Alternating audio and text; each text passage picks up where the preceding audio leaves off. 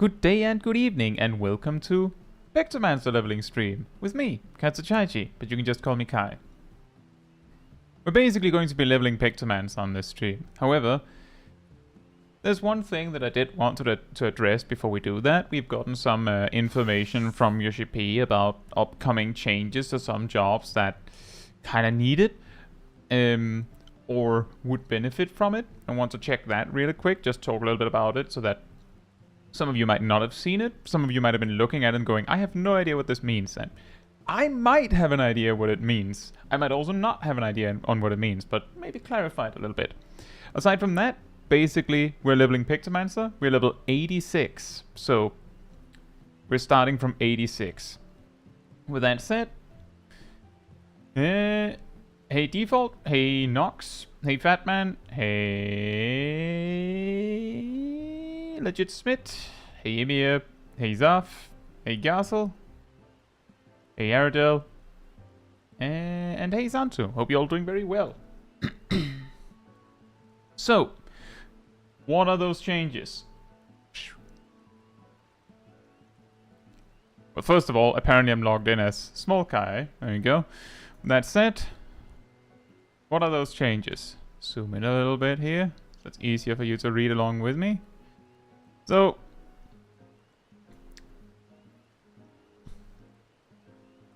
Serial says, I haven't played Dawntrail yet. Does a new Sage AoE dot stack with single target?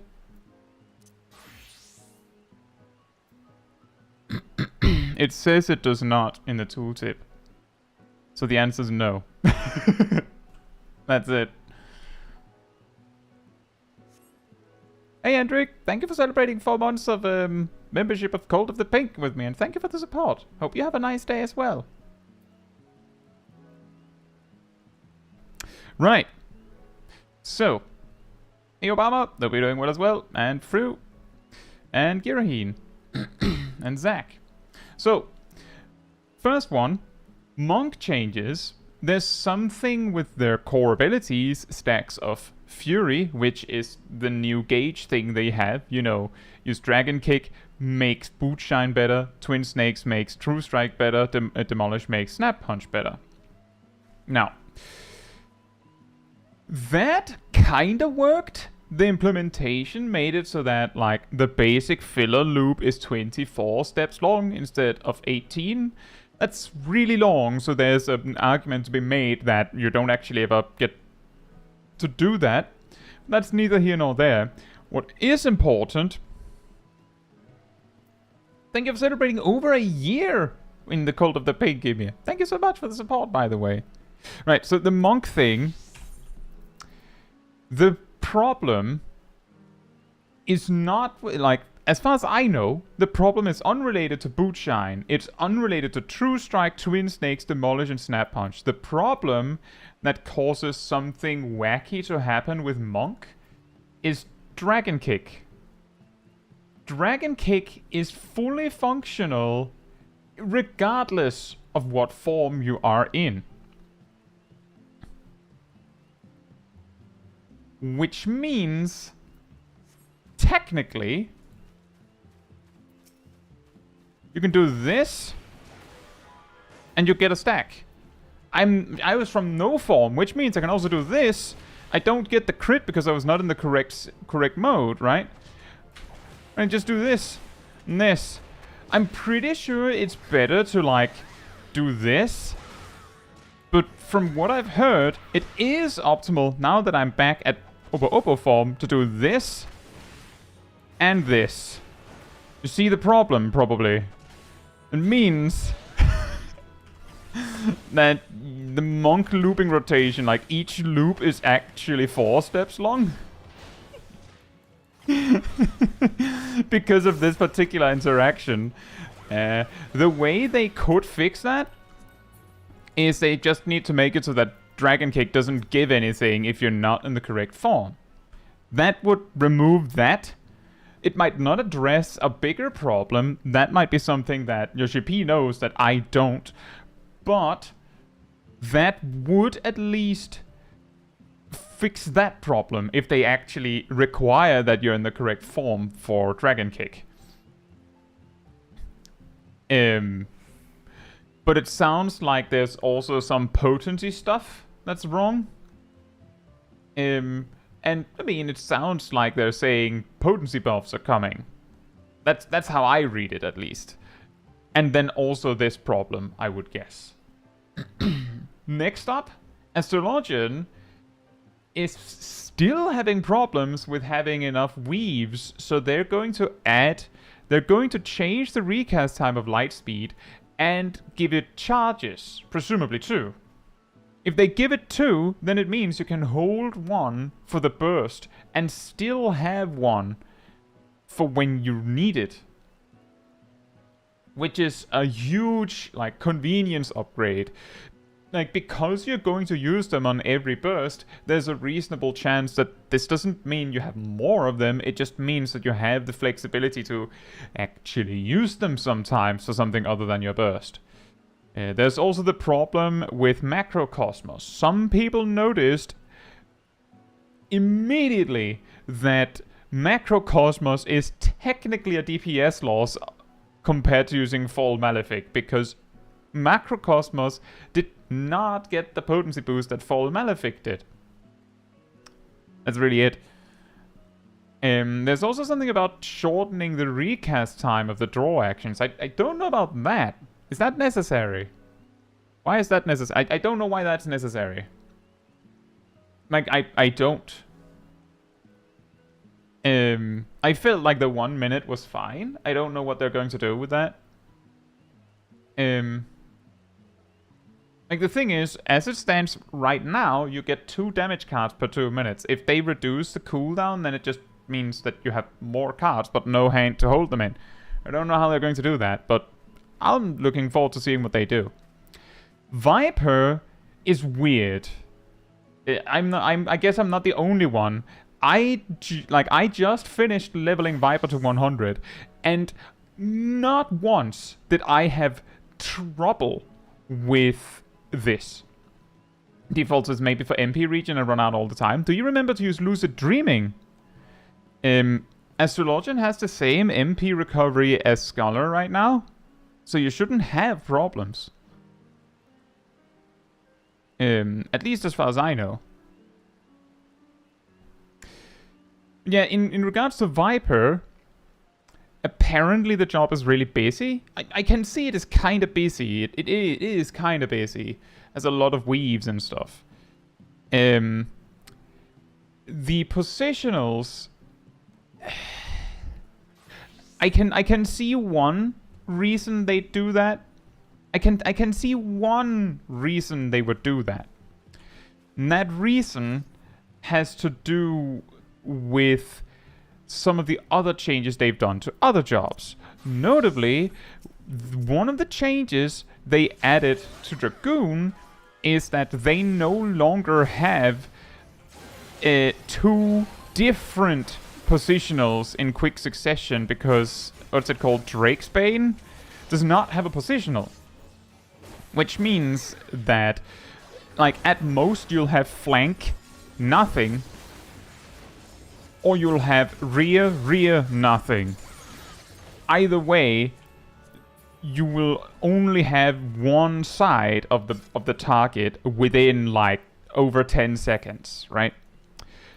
Viper, on the other hand, specifically when they do this, you have rear positional, or rather side positional and then rear positional.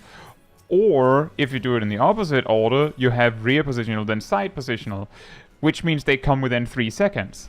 Because of the changes they've made to all the other melee DPS jobs.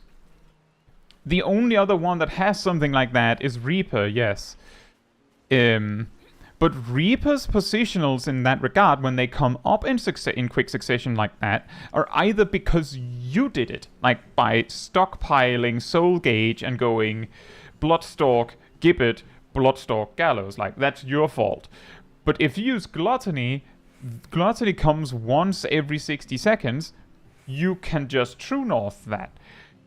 Dreadwinder comes more often than True North, so over the course of a fight, this could become a problem. Like, I want to just clarify, never been a problem for me. Never been a problem for me. but it could be. And because Reaper is the only other job with this kind of problem, quote unquote, I could see why they'd go, well, we don't want this. We specifically got rid of this. Like, that's my best explanation. I don't have any problems. In fact, them saying we're also changing some the range of certain abilities, like I'm thinking, are they going to reduce the range? Because I don't feel like we need it more, right? Like, what are they going to do? Increase the range on Dreadwinder? What's happening? I have no idea. Is Uncoiled Fury not long enough? So I have no idea what to expect here, but my best guess is there's a possibility that what they're going to change is when whichever of Hunter's Coil and Swiftskin's Coil comes second. Like, if you do Dreadwinder, Hunter's Coil, Swiftskin's Coil, then it'll be Swiftskin's Coil. If you do Dreadwinder, Swiftskin, Hunter's Coil, then it'll be Hunter's Coil. Whichever one comes second might just not have a position anymore with this change. That's my best guess, and I have no idea, because I didn't have any trouble. And when it comes to busy, it's mostly just, it has a bunch of things to click on. But I feel like, weirdly, the time where you have to click the most is during Reawaken, and I did say on stream a few days ago that Reawaken is the button you click when you just need to focus on the boss mechanics real quick, because it's so predictable. There's not anything you need to do. You're good for like 10 seconds, so you can just focus on the boss. So, like, busy, yeah, but predictably so. Next, Black Mage. The only thing that is being addressed here is something with Umbral Soul. The one complaint I had when I saw the Black Mage, like, rework going up, like, officially, was they might increase the OGC range to 5 yalms. That could be. I don't know why that wouldn't, like, why that wouldn't matter, but they could do that. Might be handy for stepping away from enemies in that second. That's a good point, Emir.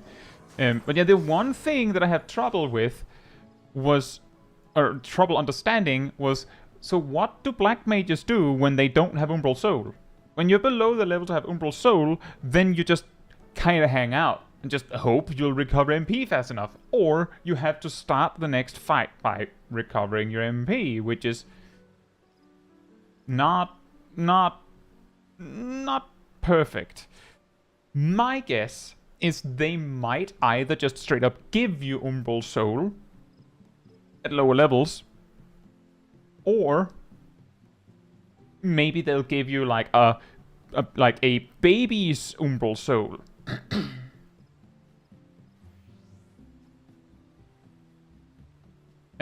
Where, like, when you get to level 76, they give you specifically Umbral Soul, and now it also gives you Umbral Hearts, or whatever. Like, they could do that. But because the problem isn't, oh, I want Umbral Hearts earlier, it's, how do I regain MP? And also, it feels more nice to just, like, stay in Umbral Ice, instead of, like, switching between them. Exactly, Killer. Exactly. Next, we have tanks. Apparently, any Pictomancers in the chat, tanks have had some trouble holding aggro at the start of a fight. Given some jobs doing crazy burst right at the beginning of a fight. So apparently, the solution is add increased enmity to tank AoE. That would be huge. And supposedly also increased enmity to their movement abilities, which they're going to make Shadow Stride a taunt?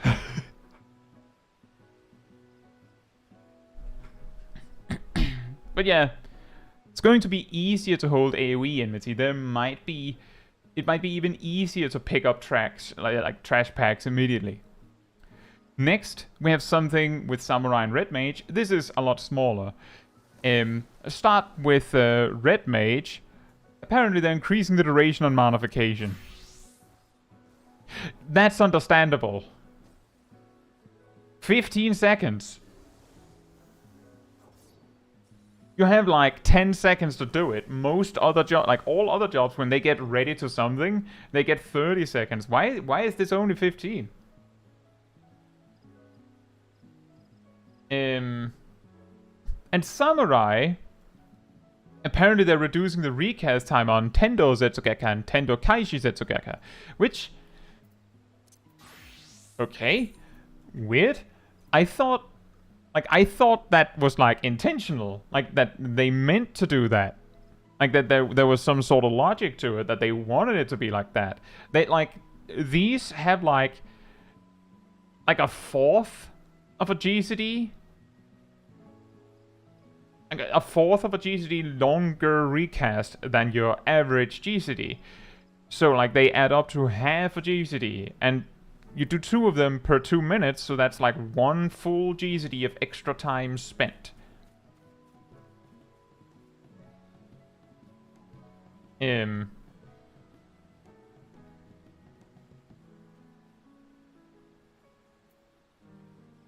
don't know why you would want that, Gazel, because you'd already use them together. The fact that Meikyo just gives you the ability to use Tsubame just means you have a 30-second freedom window where you can use wherever you want it. Where before, you like until you got the second charge of Tsubame, it was really awkward. Like, I think that's generally a quality of life change. And then finally, Pictomancer. Anyone heard of non-standard Pictomancer? Yeah, non-standard Pictomancer has been outlawed. Stop huffing all that paint, guys. It's been outlawed. It's illegal now. You can't do it. Yoshi says, please don't do it. You might want to use Tsubame before Meikyo when entering a burst. Nope. No, you don't. Optimal burst rotations in Endwalker has always been Meikyo first. I'm pretty sure. And even if... Just give me a moment.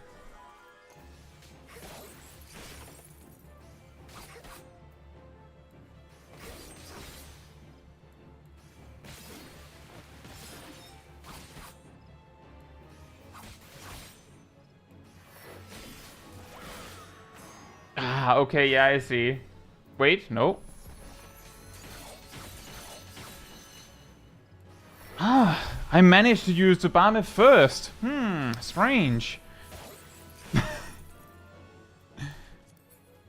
You just have to do both.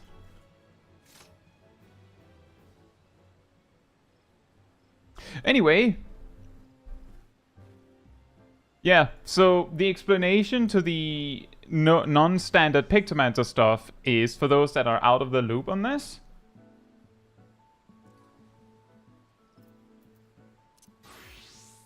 players discovered really quickly, and I did too, by the way, I just discovered it in a more roundabout way, when I was initially looking at Pictomancer on the media tour stuff. I almost instantly was like, well, Fire in Red gives ether hues, Blizzard and Cyan gives ether hues,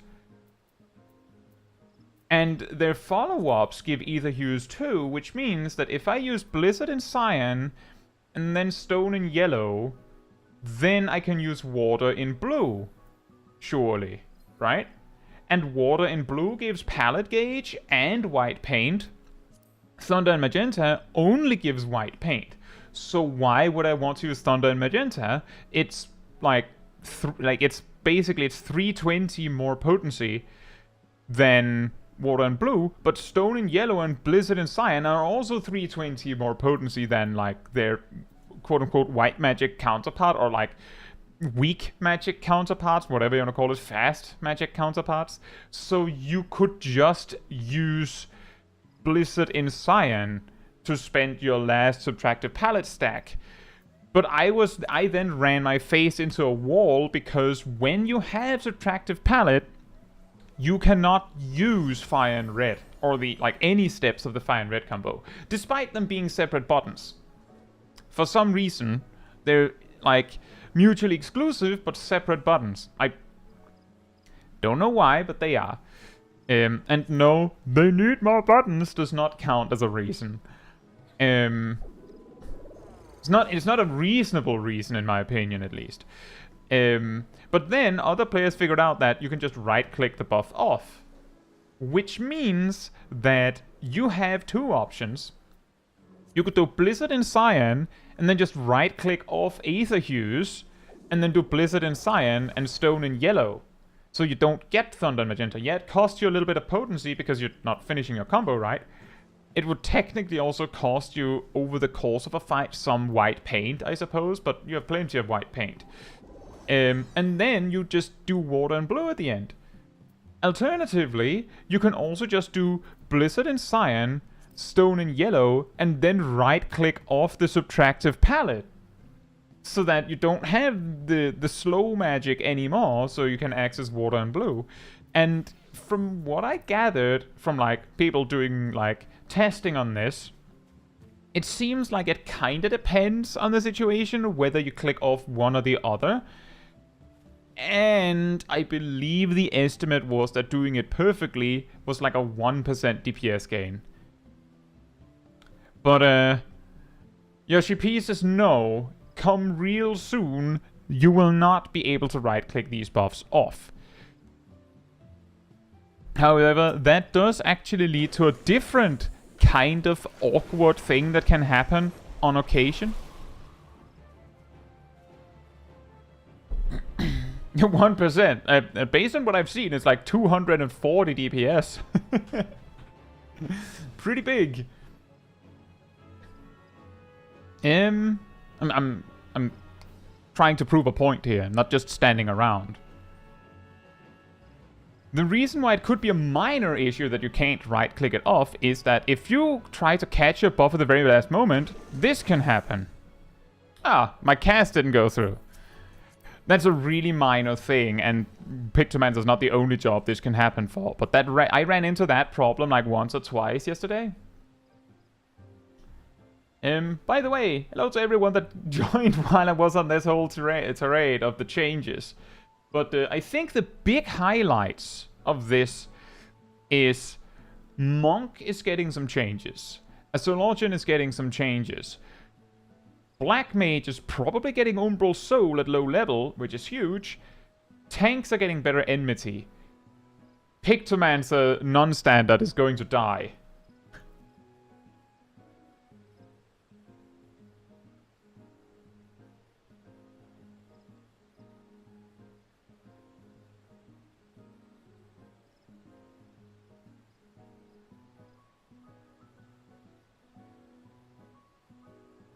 Yeah, that's also an option, Gungnir.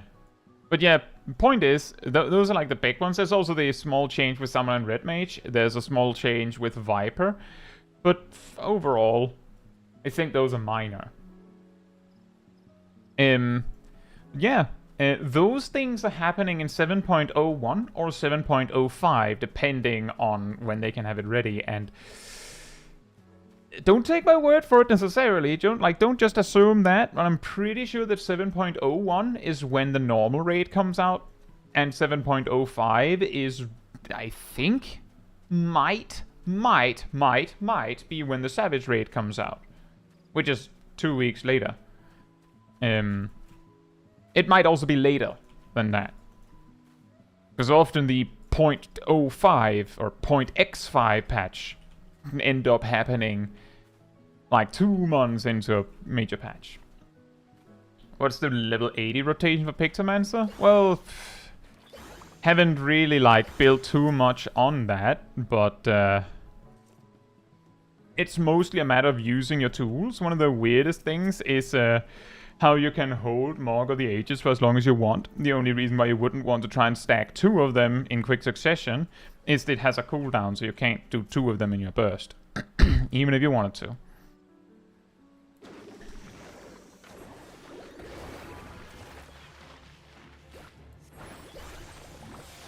And that, I goofed that one up a little bit.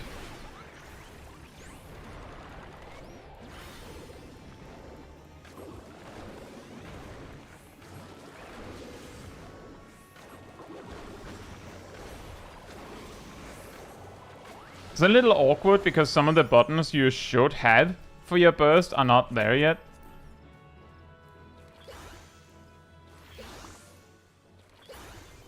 Has anyone figured out if you should hold Nadine for the 2-minute or just use it on off? From what I can tell, just from like general understanding of like building a rotation, is it depends on, like, you want to have as many Marks of the Ages and as many Madines as you can. So if you can have Madine in your 2-minute burst without it costing you any living muses to sit on it, then yes, you want it. But there can be times where you have to settle for Mark of the Ages. But from what I can tell, you will always be able to have Mark of the Ages or Madine in your burst. Always. Thank you, Chris. It'll be a bit. I'm still focusing a little bit on Viper in regards to that. Imagine if they left non-standard Pictomancer in the game after they removed it from Black Mage.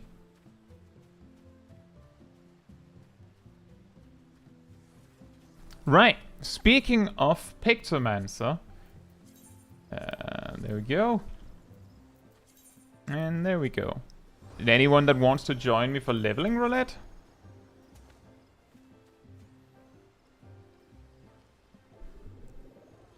Exactly, Wool. So that's the reason why you want to make sure you have either Madine or Mog in every burst. Every single burst. No exception.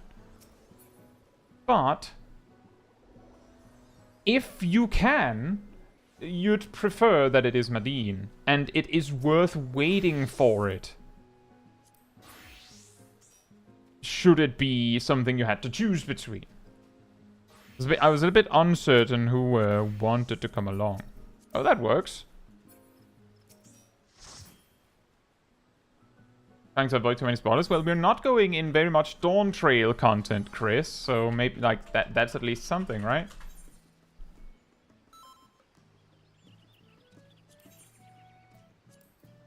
Yeah, we have usually when we're doing these roulette-centric streams, we have a lot of people that want to come, so it might help to be ready or hang out. Like, I did see you, Nox. It's just I also saw these other 3 people. Hey, Alita. Hope you're doing well. Well, we went over a lot of data before we started leveling, so ultimately it's not going well with the leveling. Not yet. Don't know where that place is. It's my house.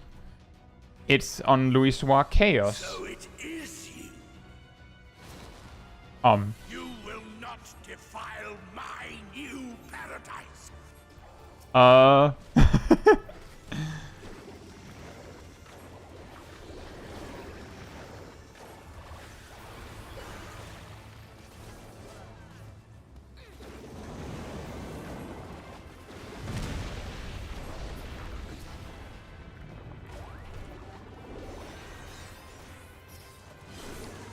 Thank you, Aradil.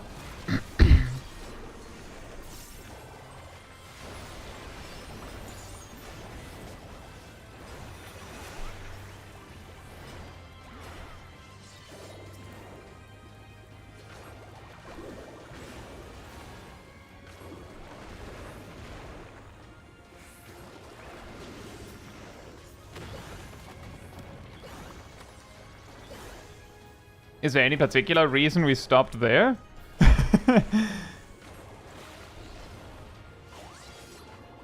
Just for future reference, if anyone needs to hear it, the wall goes away if you approach it. You just have to keep walking. If you keep walking here, more mobs will spawn.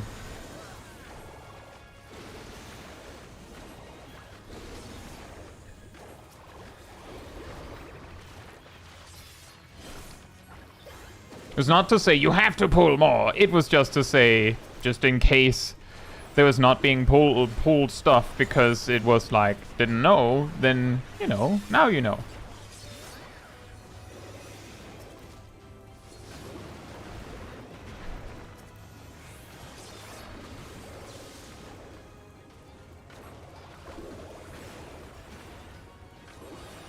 Fair enough, Nox. People usually just ask, like, where the house is, because they can see that it's a player house.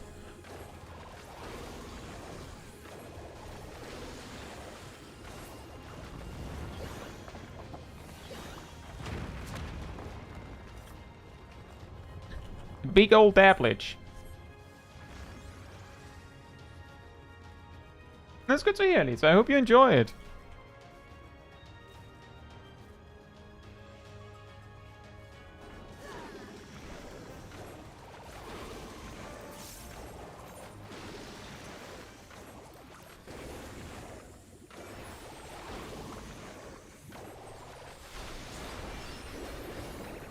Oh, right. My Morgue of the Ages. Well...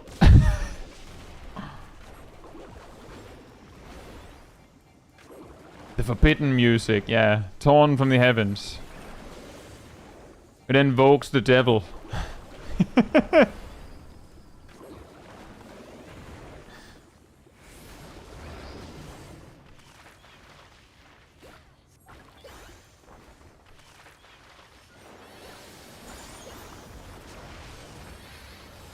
Just drawing happy little trees over here. There's something hilarious about the aftermath of your burst being you just stand there drawing for 12 seconds. More like torn from the stream, yeah. For those that don't know the story, basically, if too long of Torn from the Heavens plays without, like, uninterrupted, you could say, then there's going to be like a claim on the stream, like an erroneous one, that like there's nothing to it. The claim comes from like a bot, essentially. You just counterclaim it, but it takes like a while to make said counterclaim, so I can't be bothered. Hey Ryan, hope you're doing well. Oh, the boss is already dead. In that case,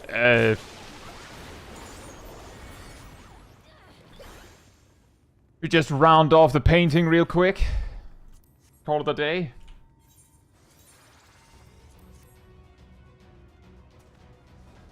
Whee!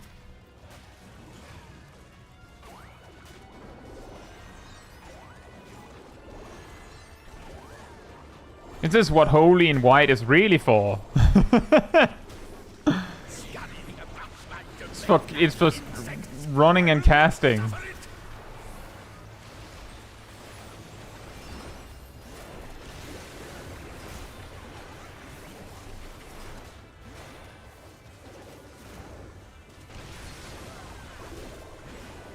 I have to say, Starry Muse feels very meh when it doesn't, like, put down the forest there, a little grass area.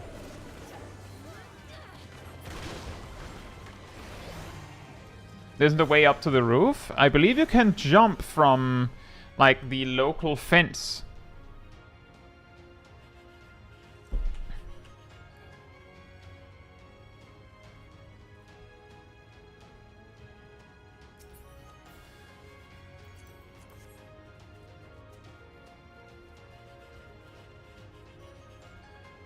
Enjoy your MSQ, Ham.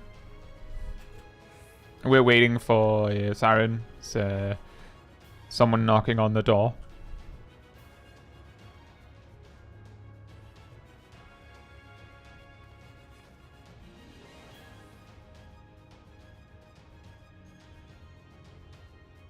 Rum tum tum ta ta tum tum tum. Rum tum tum ta ta tum. Movement in white. Stand still in black.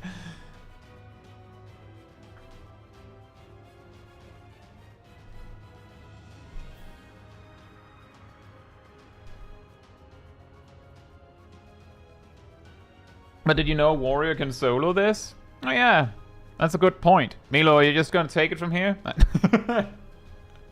Go on then. Nah, not really. But it would be funny, wouldn't it? As the healer just goes AFK, comes back to the dungeon being finished, and the two DPS just standing there like, we don't know, he just went. He just went for it.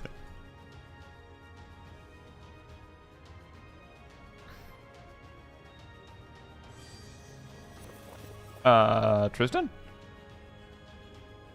Emia? Emia? I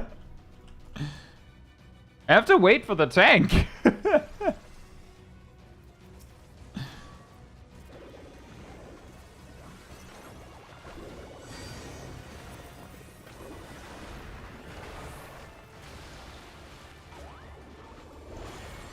Come no closer, filthy creatures!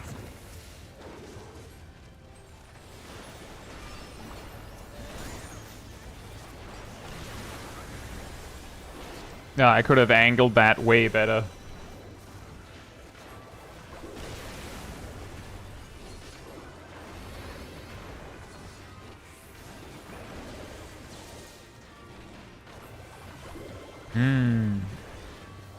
It is an interesting balance with Pictomancer and dungeons is, should you actually, like, do motifs in small trash packs, or is it better to just wait and, like, you know, just go, I'll get another one afterwards, it's fine.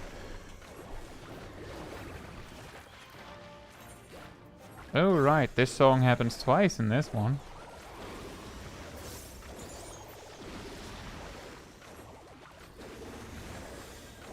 Splat. Splat. I do think it is funny that because Holy and White is like not like it's so close, like it's a minor DPS loss to use, it means that instead of going, oh, you have to use all of them, you can just use them when you actually need them. Which is kind of nice.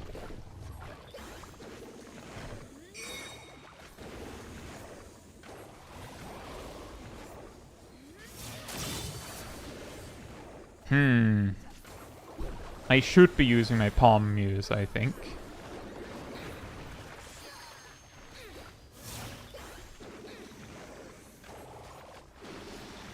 The sound of a Pictomancer.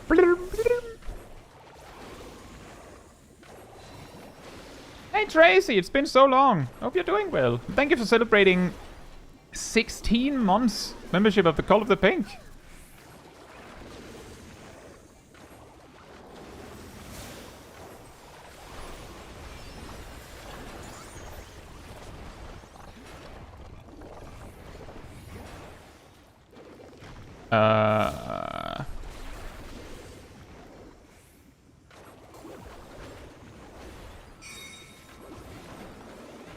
Close enough. Hey Lexi, hope you're doing well. The spirit of the Viper has taken over, Emir. The spirit of Weep All. As Pictomancer playing? It's fun.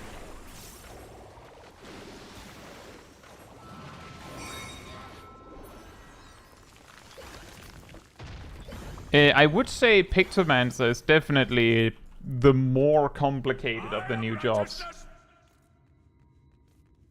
And righteousness will prevail. And yeah, I did, Lexi. We actually spent the first, like, 30 minutes of this stream going over them. Can't you do anything by yourself?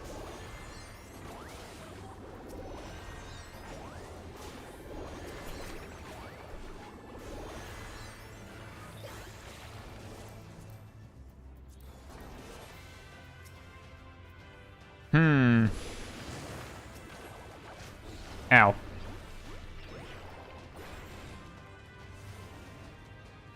Oh boy.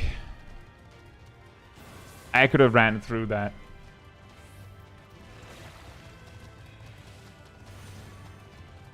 It feels weird when I don't have the free speed boost on Smudge.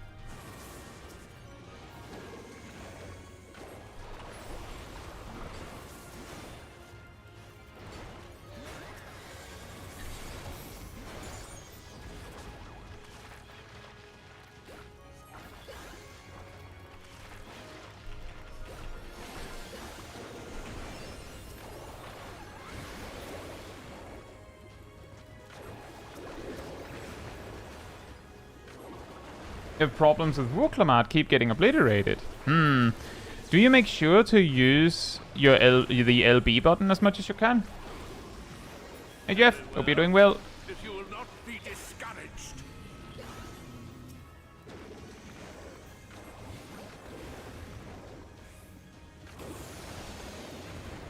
Yeah, I would say Pictomancer's fun.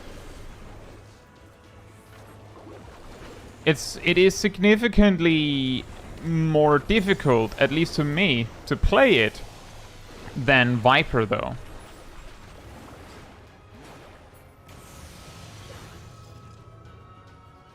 That is funny. You can click off Ether Hues, but not Hammer Time? Is a support or damage dealer? Well, north of the main street, there is no such thing as a support. Like, there's no such thing as a support job in Final Fantasy XIV.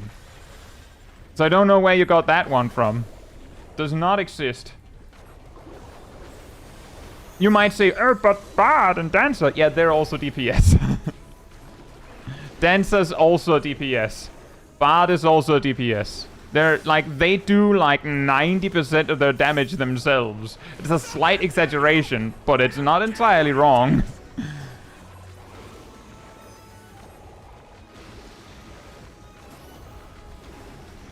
No, it might be brand new. I don't know. But that's also why I'm being very specific with clarifying this. Like, the closest you can get is, like, technically you could argue that there are jobs that are kind of supporty, but ultimately you're either a DPS, tank, or a healer when it really comes to it.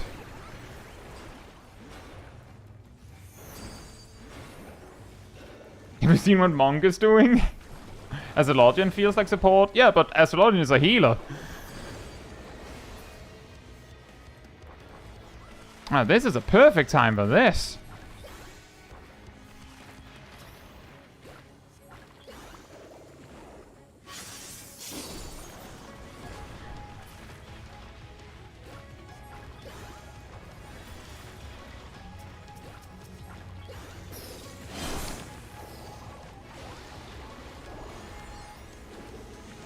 So what is the role of a healer? Healing and doing damage.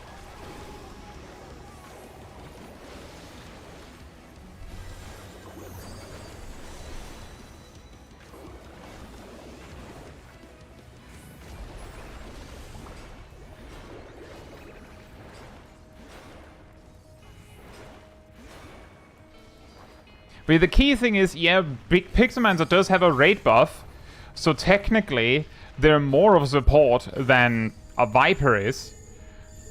But there is not really a distinction of, oh, this is a... Emir. There isn't really a distinction like that. Not to that degree.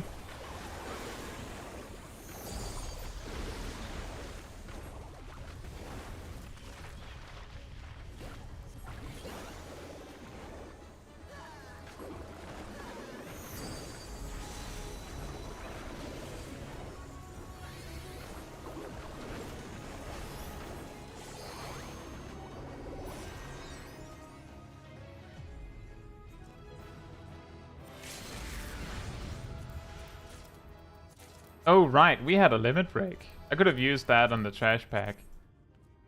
How do they keep their team alive? With healing?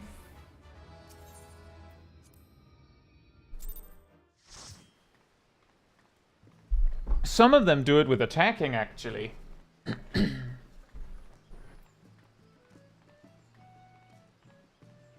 sometimes shielding, yeah. My point is just mainly that, sure, you could argue that there are sort of more supportive roles, but asking if a job is DPS or support is kinda pointless, because they are DPS featuring possibly some support. But they'll all, like, a DPS job will be a DPS job.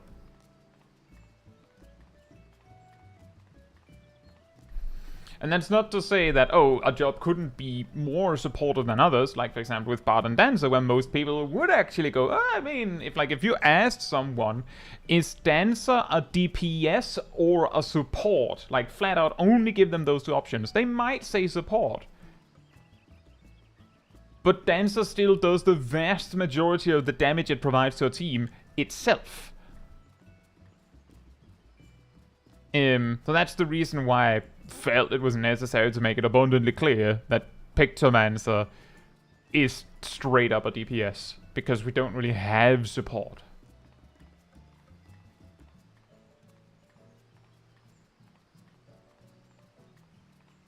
Healer Pictomancer be like, use Adel. Yeah, they also have Star Prism. Was in PvP, I think they have some stuff.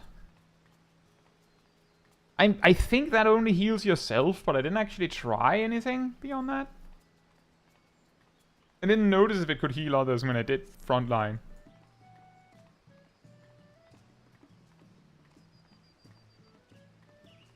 Area as well, technically, yeah.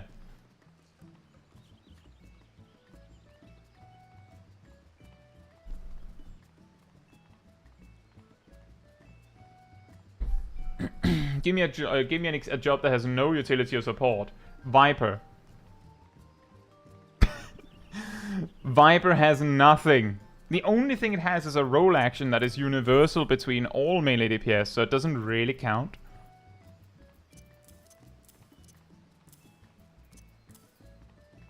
Samurai is close. You could almost argue Samurai has support because it at least has built-in self-healing and a defensive cooldown. It has a small smidgen of something. Viper does not have anything. So White Mage has support and damage. White Mage is a healer. But healers in Final Fantasy XIV attack a lot. I don't know what, like, if you're trying to make a specific point north of Main Street, or if you're trying to understand. The point is that we don't have support as a role. We have tank, healer, and DPS as roles. And healers and tanks also provide a significant amount of the damage in a fight. So that's why we're like, yeah, so the healers, they attack. Tanks, they attack. DPS, they also attack. They just attack harder. So like that's the explanation. All jobs attack. All jobs. There's just the fact that healers just also have the toolkit to heal, and tanks have the toolkit to survive and protect their group in certain ways. DPS can have some of those things, but as Viper proves, they might not. Healer equals support is how I understand. Well, you could make that distinction if you want to, but it is healer, yeah. There has been people saying that it would make more sense if we called healer support, but I mean, the key way healers support is by healing, so it makes sense for them to be called healers. Anyway, we could do main scenario next. Does everyone in the group actually want to do main scenario quest, Roulette? It gives good XP. Might also want to make you want to punch yourself, but it gives good XP.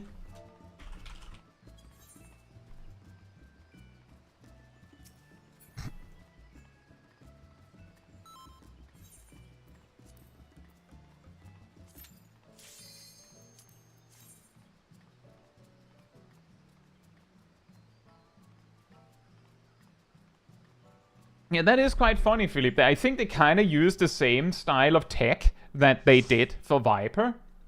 You have this whole Viper sight gauge and everything, but you don't need any of that. You don't need it.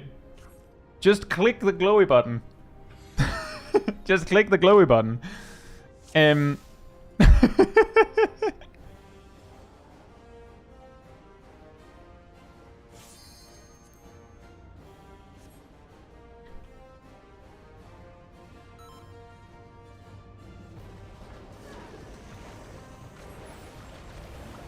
Ah, perfect. I don't even have a raid buff now. I just mash my cooldowns. I don't even have my my pallet gauge. So it's just attack.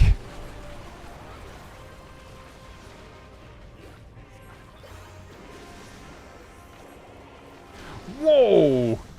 Okay, I didn't realize that the potency boosts to the Living Muse were that big. As you level up, Mark of the Ages nearly increases its damage by 50%. Actually, it's over 50%. No, Caetsu, we know. I targeted you as you came in. Did you not see that I targeted you when you entered?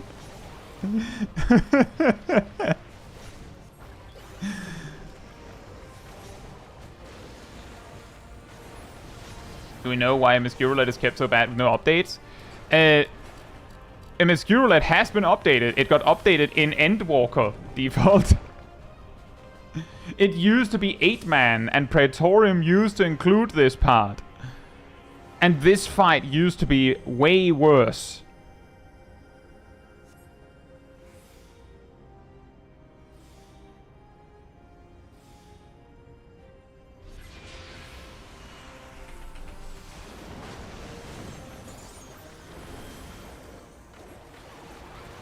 So yeah, they did help it. The thing is, they can't change that much about it, I guess.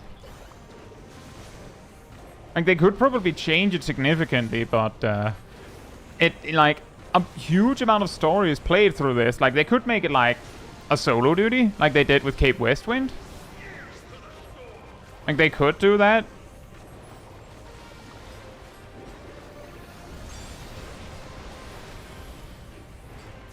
That would actually not be a bad idea.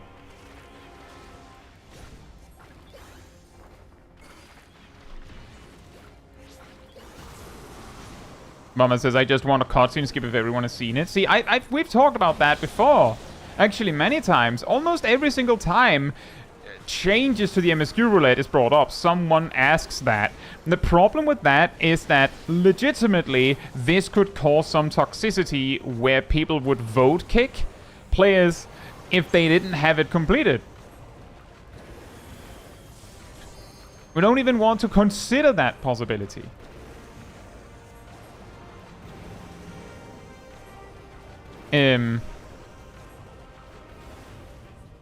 So there's nothing of that.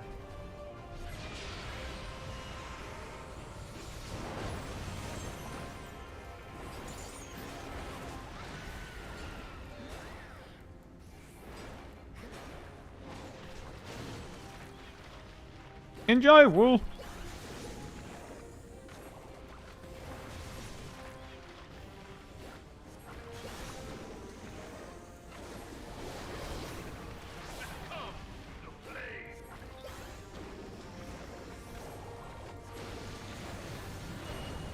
Also that, Darth. Imagine that. Because that's the thing, if it was possible that everyone could skip, if one person wanted, like if no one needs to see it, is that it has the effect of some players would legitimately go, well, if people aren't skipping, then I'm like vote kicking them if I can. So that I can clear faster. And you might say no one's that selfish. Most players aren't that selfish, but there are some that are.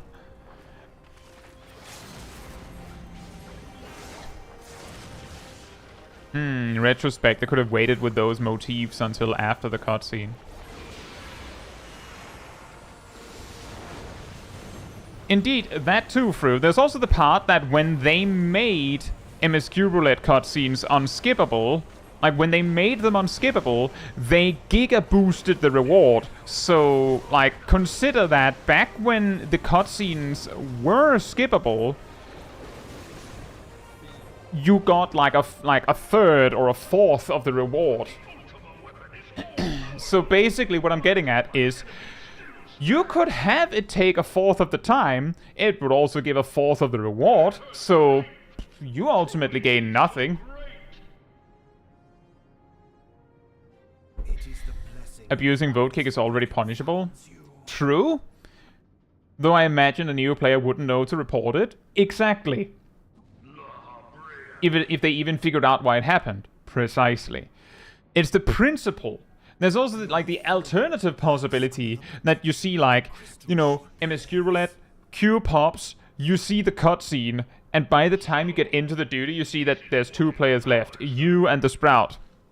Because the 2 other players went, nah man, not with cutscenes, just insta-leave. Then you get 2 replacements, they see the cutscene, or maybe they don't, they join, enter, see the first cutscene that appears on the way, and then they go, nah man. And you like flip through like 15 people to beat it. It's not a good experience. So it's better to just say, no, it's like this, take it or leave it. If you can't handle the cutscenes, just don't queue for MSQ roulette. Just don't queue for it. If you can't deal with the cutscenes, then just don't queue for it. An enigma whose surface even the vaunted scholars of ancient Alec failed to scratch. But yeah, the reason the reward is amazing is because the duty is kinda long. Magic within has lain dormant for Do you think they could add Crystal Tower to MSQ roulette? No.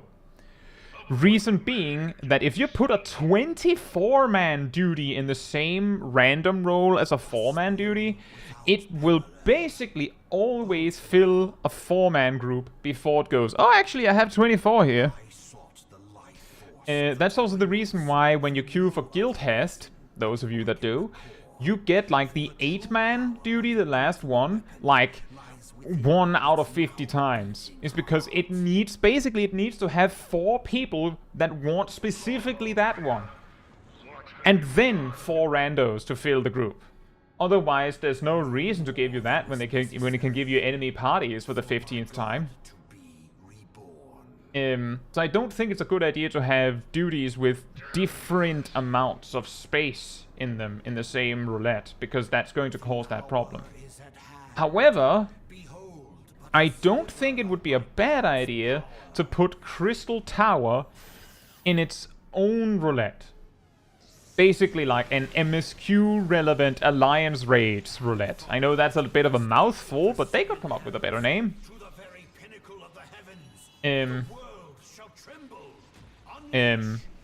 Yeah, that would be my suggestion. I don't think it's a good solution to make Alliance Raids mandatory, especially because those stories are usually not relevant to the MSQ. But if you put the MSQ-relevant Alliance Raid in a separate roulette, then it kinda evens the playing field for the other Alliance Raids. The Crystal Roulette, that's a good one.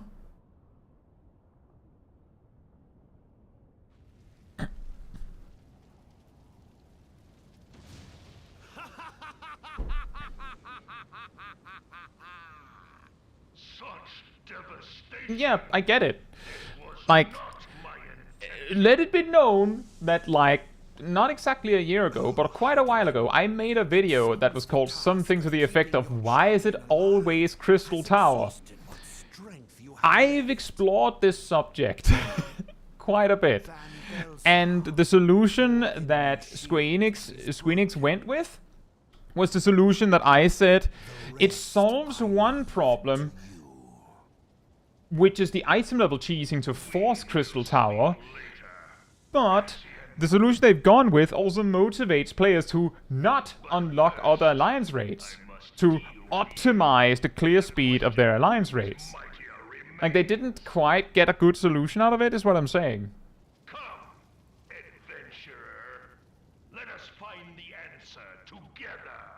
It's like it needs a little bit more. Like, I'm not joking when I say the solution that we got is basically the one that was like, they could do this, it would solve one problem, but it would make a different problem bigger.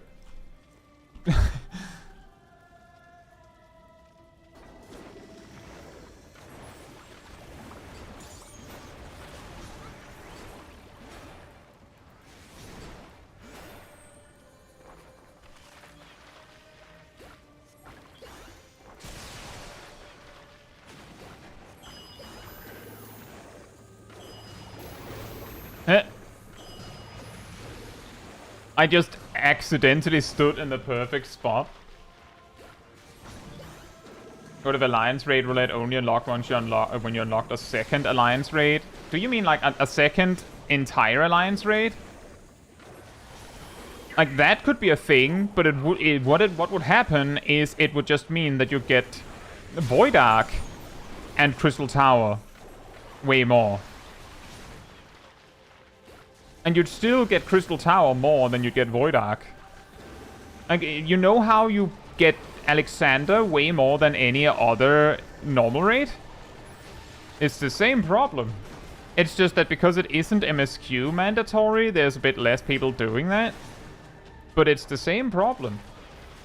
It's the lowest level raid, so the most possible players will qualify for it, and there's not anything you can do about it.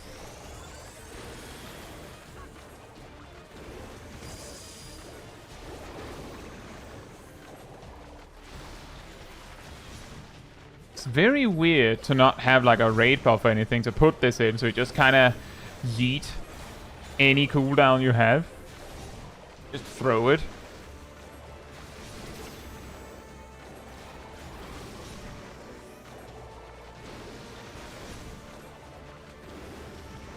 Well, CN, I just want to clarify, just reiterate that I said before, the version of MSQ Roulette we have right now is the one with the huge incentives.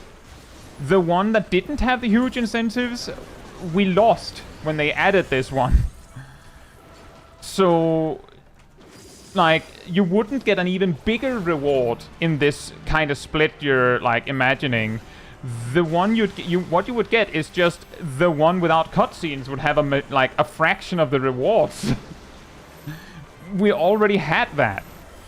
That's the reason I know. We lost the version that you're asking for. And got one with bigger rewards.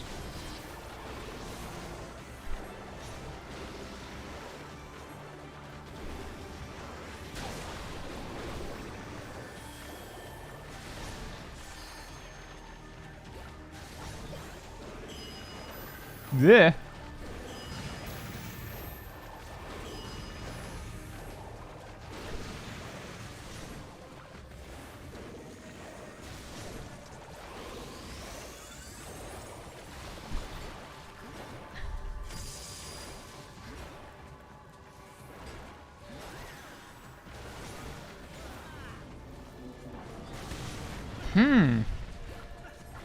I actually kinda felt like using Lucid Dreaming. I think that's the first time I felt like I needed to use Lucid Dreaming at all.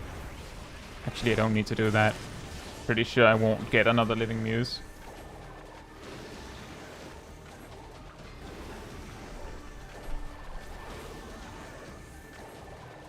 Or maybe I will.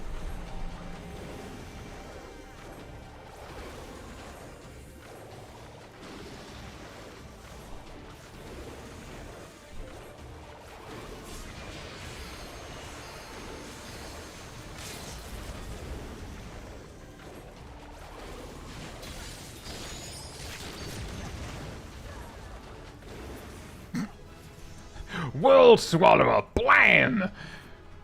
Throws red paint at Ultima Weapon. Oh no! He just World Swallower, nothing.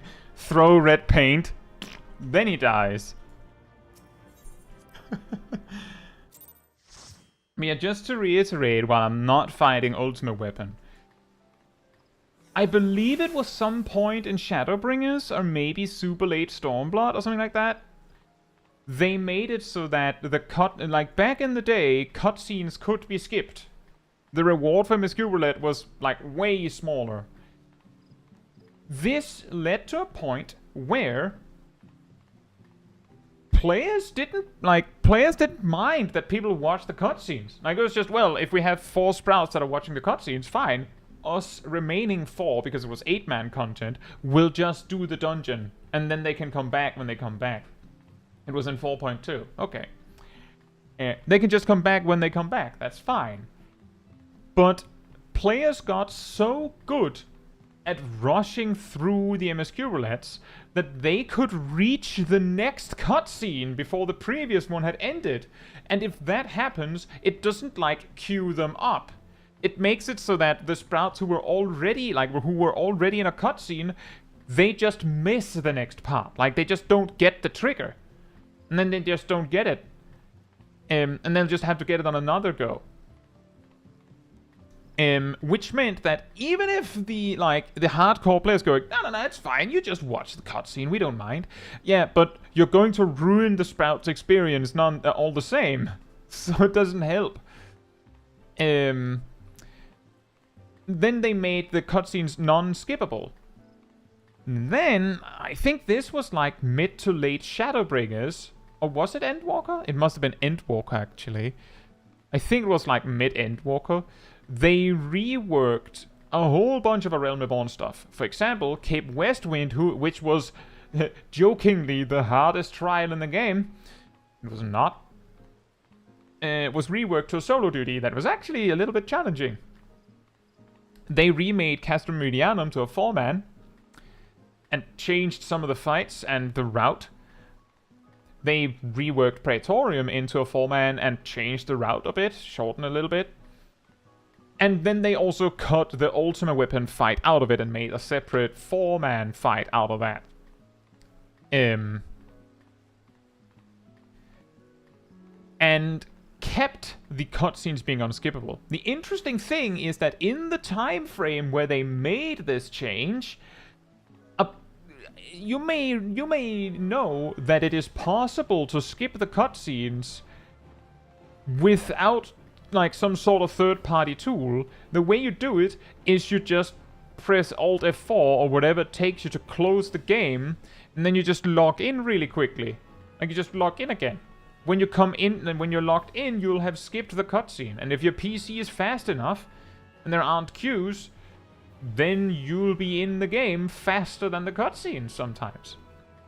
And this became popular as a strategy. Popular enough that I had started to see, like, it was rare, but sometimes you would actually see people be annoyed when others didn't skip. Like, why are you not skipping? We all know how to do it.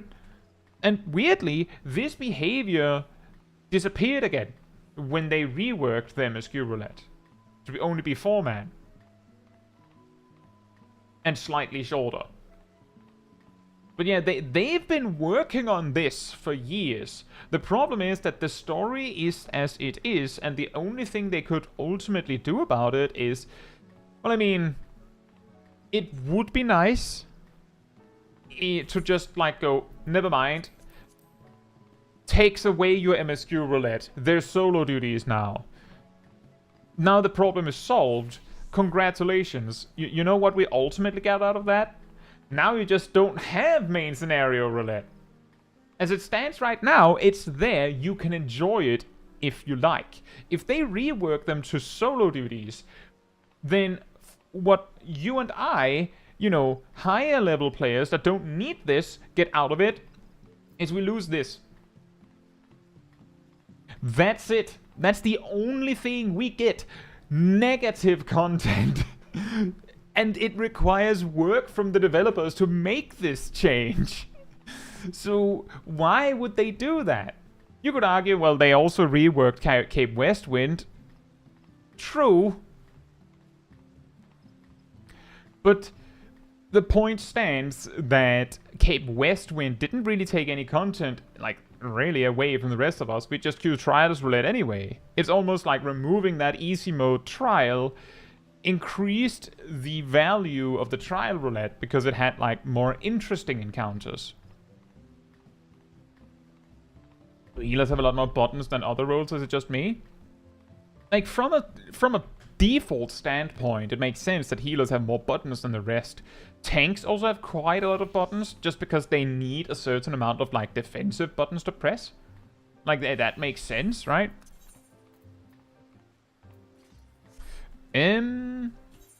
Right. That was the 4-man stuff. Does anyone want to join me for Trials Roulette? Nox up there?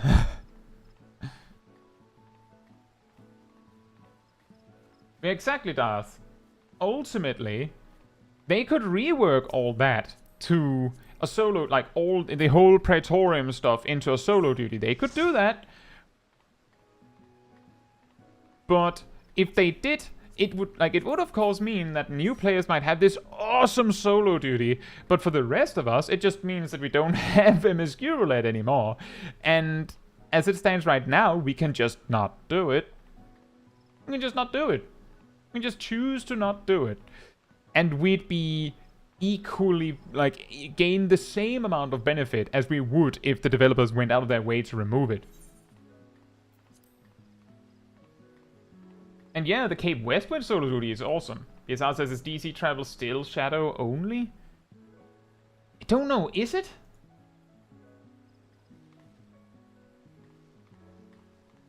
That is a good point. Is it? Does anyone know? Exactly, I have not checked either. I've specifically just, like, been hiding in my own world here because I don't know.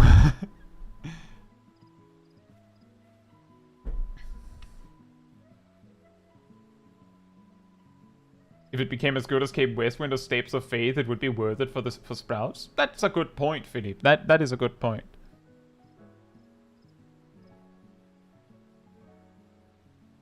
I think I'll have to explore that, BSR. Because that is a good point. I should have considered that.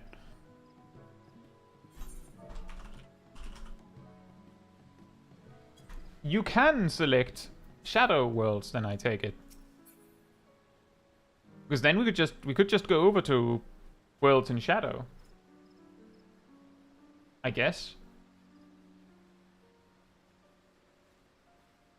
I mean, we could. Shadow looked fine.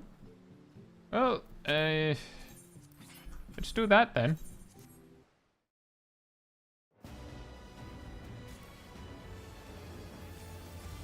Could we travel back? You should be able to travel home again.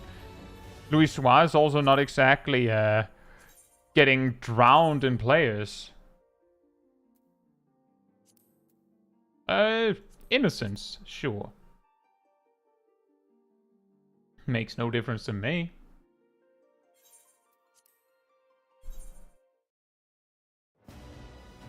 We're going to Innocence. Over in Shadow.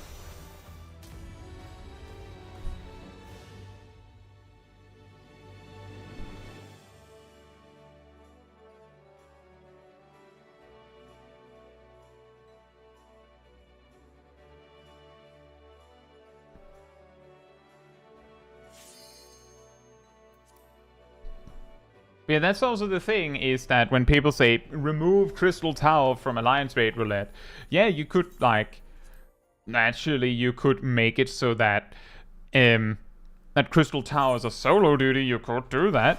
You could make it so that, sure, we can just be in Limbs over here. The only concern I have with being on Shadow is if we can't fill a party. Well, let's get over here for now. If you want to join me, I'm on Innocence and I'm over here. Let's see if we can make it work. If we can't make it work, I'll just go home again. But with the Alliance Raid Roulette thing, the reason why I mainly suggest putting Crystal Tower in its own roulette is because there's nothing you can do to make it so that Crystal Tower kept in the same package as the other Alliance raids. Like, as long as they're kept in the same blob of content, there's nothing you can do to make it so that Crystal Tower is not the one that happens the most. Nothing. So, don't even bother trying. Because of that, the best you can do is remove Crystal Tower from said blob. And if you remove Crystal Tower from that blob, then you have Alliance Raid roulettes that are on a more even playing field, because all the remaining Alliance raids are not mandatory. Some of them are mandatory for unlocking specific optional content, but beyond that, you can do whatever you want. Like, you can unlock those that you're interested in and leave the rest.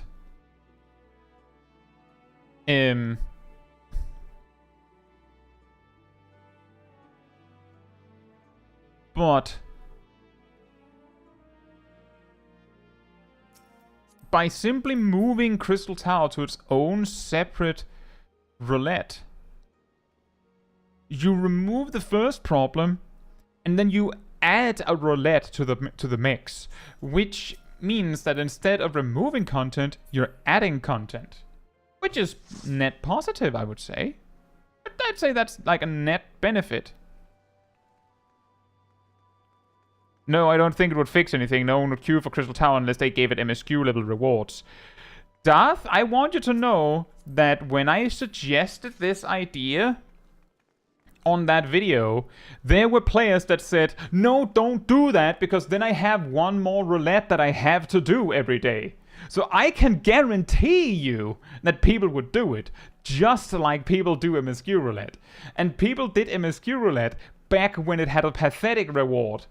They would do Crystal Tower because it's just 10 minutes. It's 10-15 minutes. It's not that bad.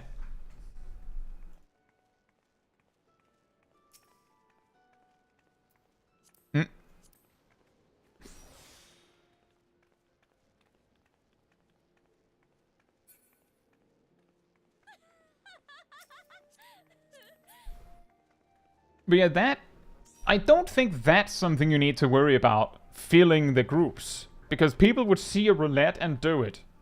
And they'd presumably make the reward fitting. Just remember that, Darth, that when they made the changes to Alliance Raid Roulette that they have now, they added a bonus to all the later Alliance Raids, and players just went, I don't really care. Other players still went, well, Crystal Tower's shorter. So if they just take take Crystal Tower out and just leave it with the reward it currently gives, which is worse than all of the other Alliance raids, it wouldn't change a thing. There are players that would do it. I can assure you. Are we waiting for anyone? Anyone on the way, or are we 7?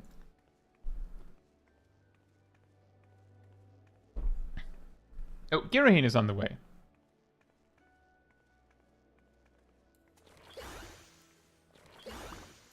Whereas Innocence, it is on Shadow. It is still an EU data center.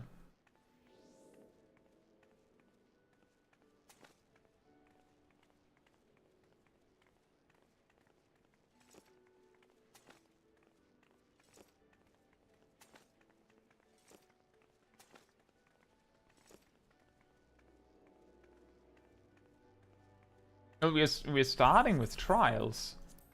We're only one person short, and I think Giraheen is on the way.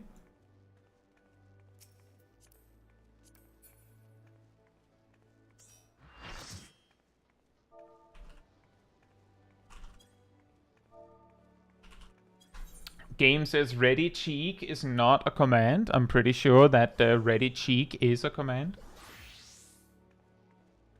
I call shenanigans. What do you think, Watcher?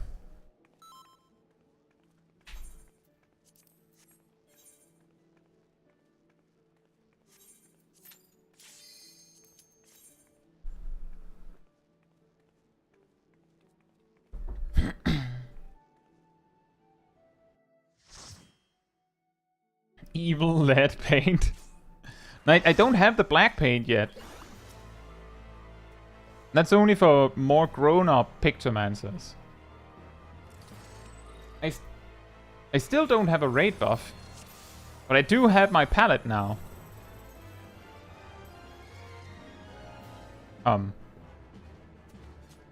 You should go before before the dancer does it for you.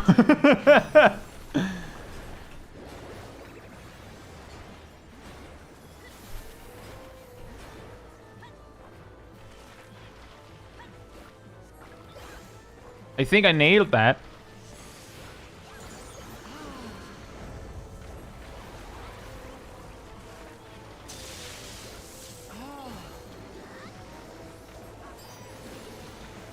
Know you the full weight of death.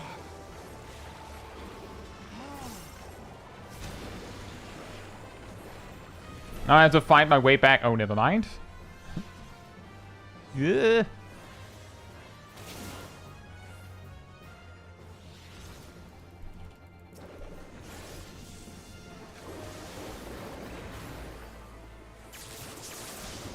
It's an interesting comparison. If you get Viper in super low level content, it mega blows because it doesn't have anything. Pictomancer is like a slightly different experience because as you don't have your raid buff. Uh-oh. Ow. I'll deal. I have my perfect solution for dealing with a gaze mechanic. I'll just be over in the corner drawing a happy little tree. Come forth, scales of revelation. I would know the weight of your souls. Yeah, I've seen the same, Santo, and I feel like I could have probably had like figured that looking at the toolkit that we have on Viper. Like, what reason would Viper have to stack speed? Equilibrium. I shall tip back the balance.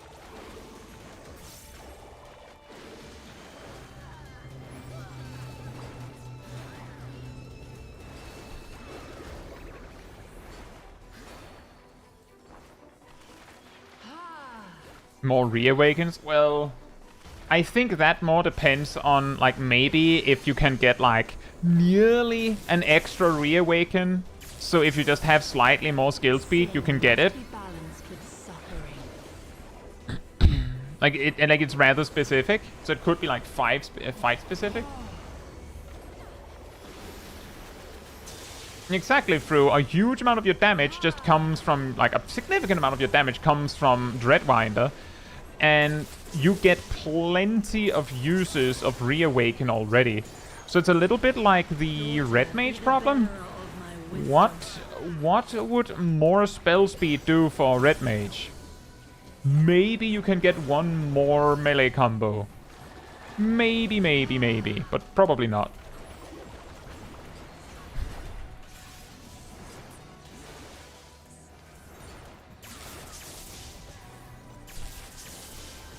I forgot my food buff.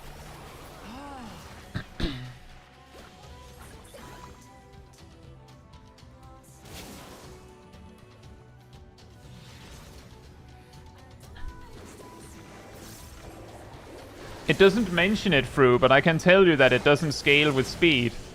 Because its charge time is 40 seconds.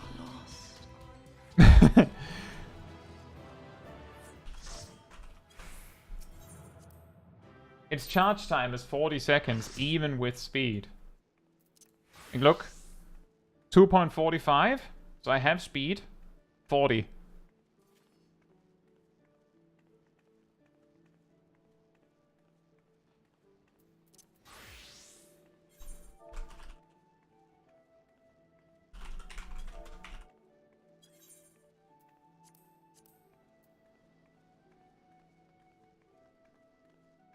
Yeah, exactly. I think that sounds about right, son. That's also what I kind of concluded was that, I mean, the things that Viper could gain from skill speed is maybe you could get slightly more Steel Fangs, because by having more GCDs, you would also potentially have more like full loops where you don't need to reapply Noxious Nash, but that's like 60 potency gained per additional Steel Fang, and you're not getting many. You need a lot of skill speed for that to happen.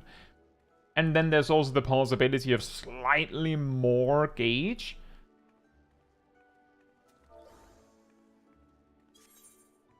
But that's really it. Like, it's good enough that I don't think anyone would complain about a little bit of skill speed on Viper. But it's also weak enough that it's like, maybe I have it, maybe I don't really care.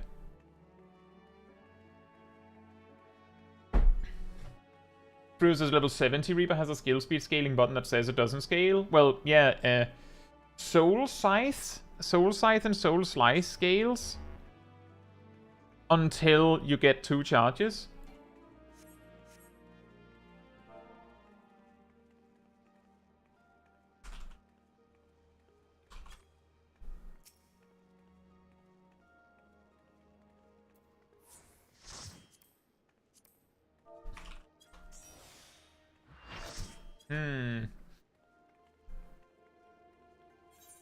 For normal raids. Do we need... Do we mayhaps possibly need 2 healers?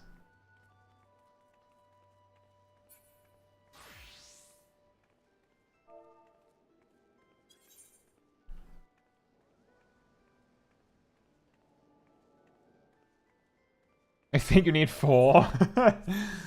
Oh no.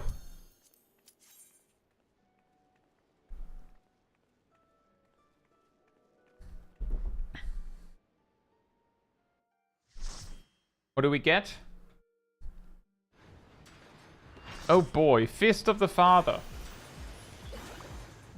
Have 2 blue healers? We would if you were like level 80. No nascent flash though.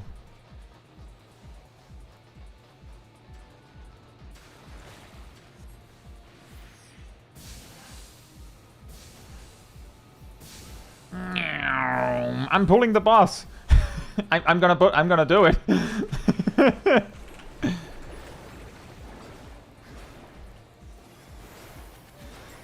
Wow, I didn't even get hit.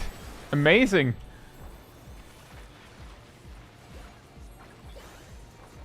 Oh no.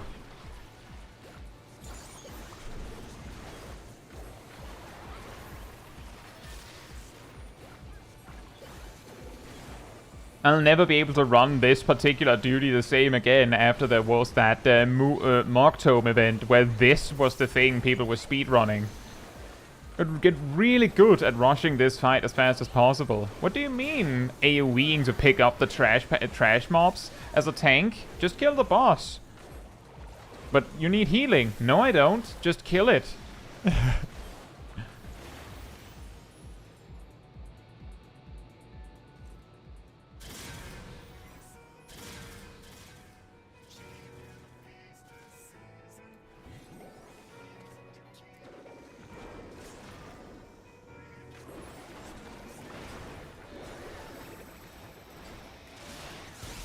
Hammer time! Bonk, bonk.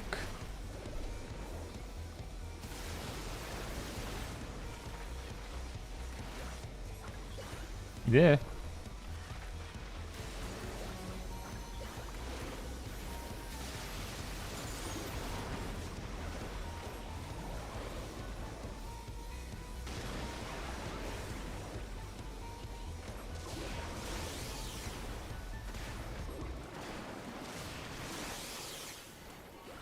Hey Jack, hope you're doing well.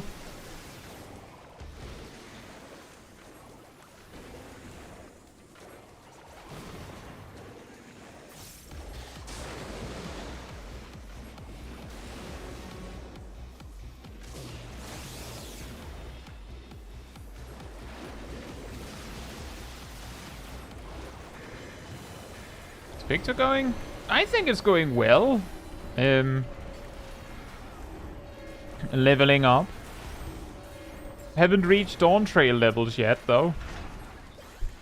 I don't think we actually will get another striking news in retrospect. Oh well.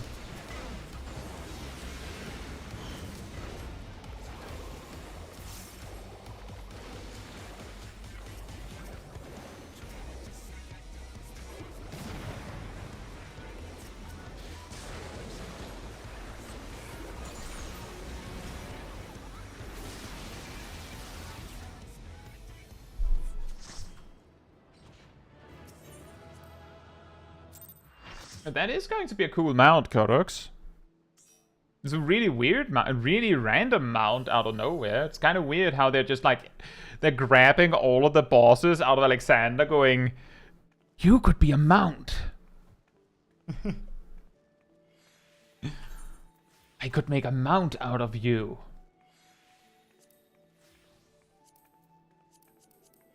Should we try alliance raids?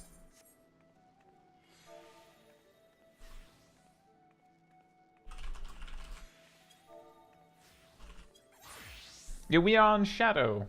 Innocence, specifically on Shadow. Let me piggyback on top of Quick Things. Let me do you one better. You sit on top of Quick Things, who sits on top of his mech. And like, you hold him by like, I don't know if he actually has ears, but you know, like on top of his head, like you know, and like using that to steer. Who sits on who sits on top of the black cat?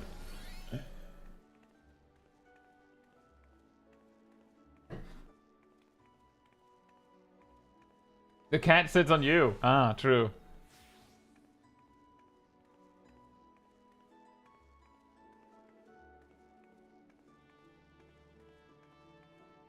BSR.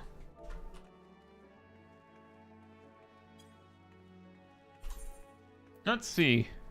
7 minutes. Ew. Have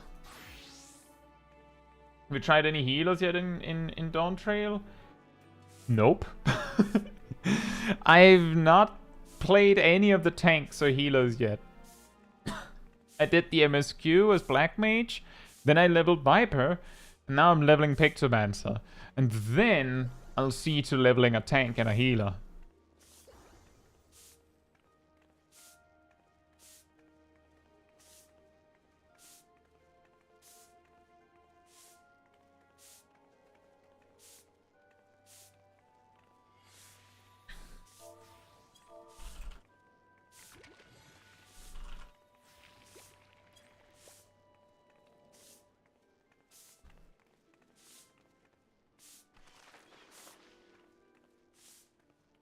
The cat carries you around by your neck. It just grows wings and carries the whole sandwich.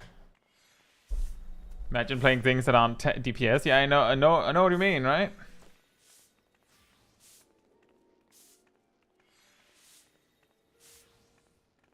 Well, this tells me that there is not enough people in the queue. Like, straight up, there isn't people in the queue. Because we're all, like, ready to go. We just need 16 players.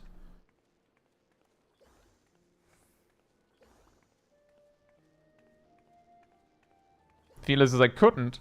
Yeah, well, see, the thing is, Feeler, the way that I've leveled Viper and Pictomancer. Oh yeah, I mean, if you want to join up, Shaq, it will probably work if you just queue for alliance raids.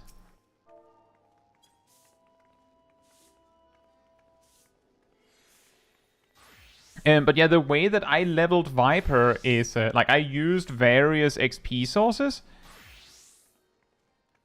But the unfair advantage I have is that Aradel and Sip would just tank and heal for me. So I didn't have any like significant queue time on any of my daily roulettes. On or off stream. Yeah, so like that's the reason why I've been getting away with just playing DPS.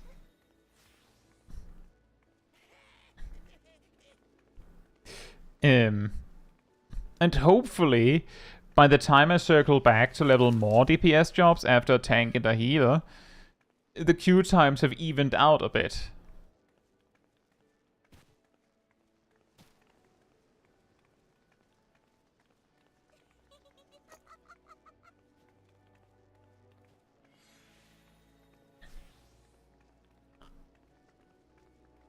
But yeah. That is the story. That is the reason why I've been getting away with just leveling DPS jobs without having major issues with queue times. Is I just did the bring a healer. Some of you might have seen that egg roller comic with like a long queue of DPS players, and then one just skips the line. And they're like, "Hey!" And then like they turn to see well, that the cat girl main character of those comics in like one of those like baby carriers with like a healer tag on him. Like, oh right, carry on then.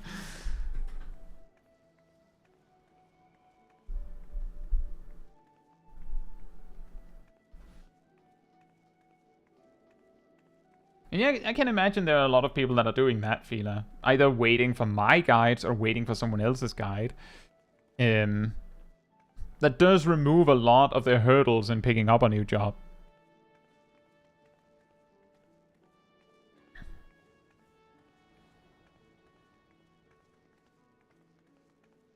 Mocha says, I've been sitting here waiting for Chi Part 2 Electric Boogaloo for ages. Is Chi Part 2 the one in Chaloni?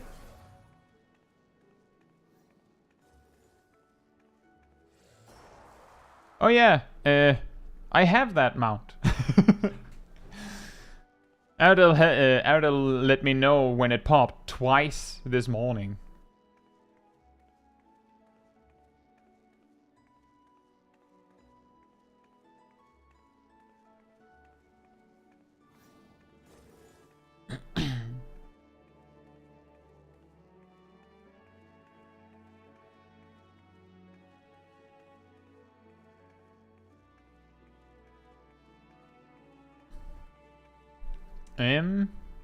I don't think this is happening. We might have to go home. That was a short-lived success. But that is not too surprising. I want to say here. Imagine if the data centers were completely slammed and we wouldn't be able to log in on our homes. Then this would have been amazing. Like, you just pop on over to Shadow and then you just continue. But because the main worlds on EU are kind of fine, instead you kind of need to bring everyone. I'm actually surprised that there's this many people just standing around in Limsa. Like, what are they, like, you could ask the same of me, but what's happening here? Why are there so many people just hanging out in Innocence Limsa? Are their homeworlds full? What's happening? Time honored tradition, yeah, of course. Well, we have a new world. We need to populate Limsa. That is the tradition. That is the rule. Limsa must be populated.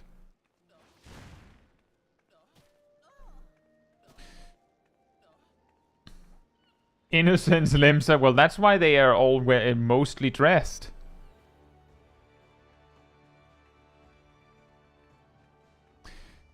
Well, I don't think this is happening. Unfortunately, this reminds me of OCE, where we tried so hard to get Alliance Raid to pop, but it took so long that we had to give up.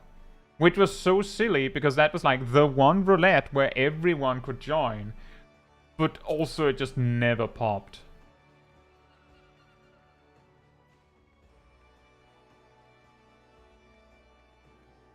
Right, I'll disband, like so.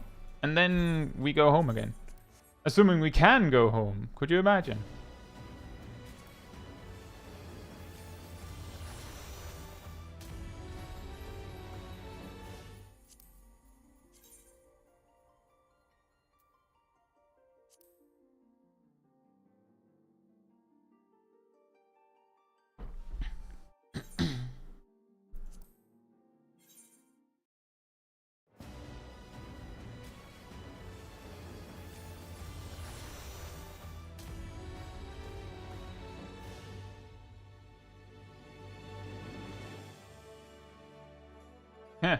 Because my free company members will be gone soon. Most of them are in statics for raiding. Will take my time.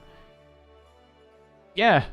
Meanwhile, my FC, I think we're closing in on 5 players that have actually completed the MSQ. We're not that many.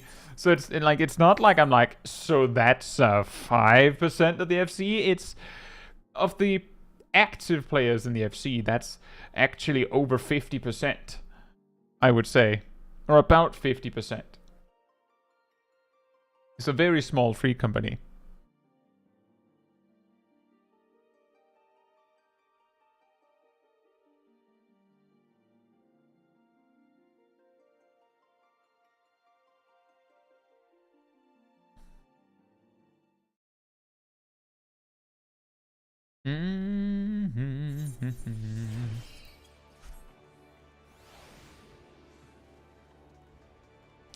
Well, back to my house then.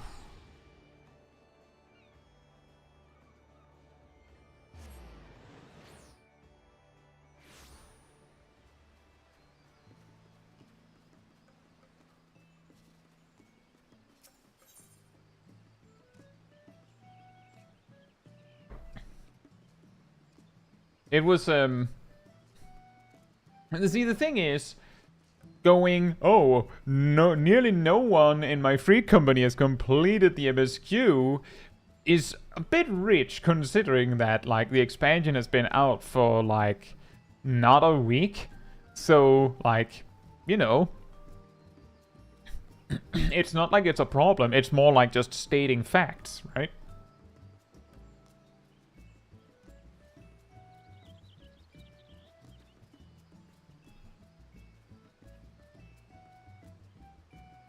Momoka says, saw someone already complaining before early access ended that there was no content.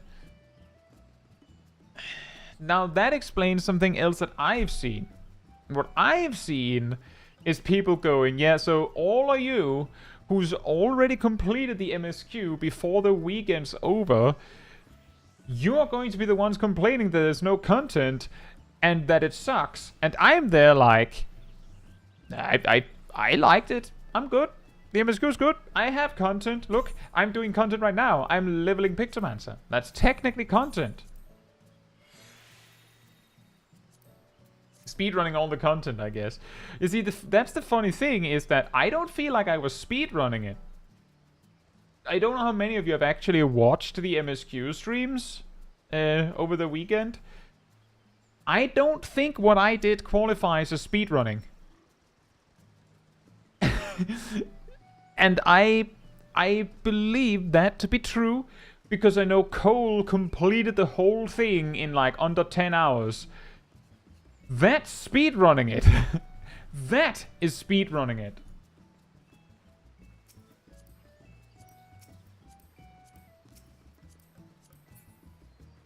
And it took me most of the Friday, most of the Saturday, and most of the Sunday, and even like the timer went over past into Monday to complete it all, because I wasn't hurrying, but that's still like over 30 hours of stuff.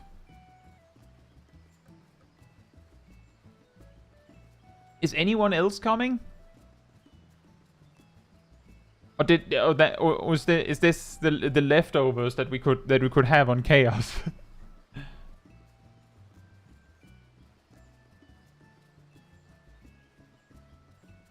Yes, throughout I'll mention seeing someone with the gemstone voucher mount. How many gems? Well, the thing is, can we travel to Louisoix yet? Only if you're on Chaos, I'm pretty sure. It goes both ways, because I'm pretty sure I can't visit Light either. The gemstone voucher mount. On the one hand, someone already having the new gemstone voucher mount sounds impressive.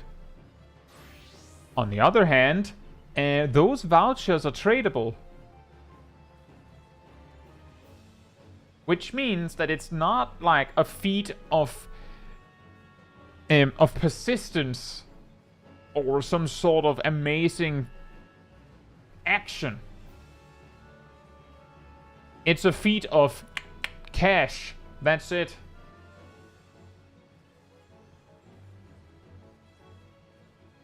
Shared fate mount is what?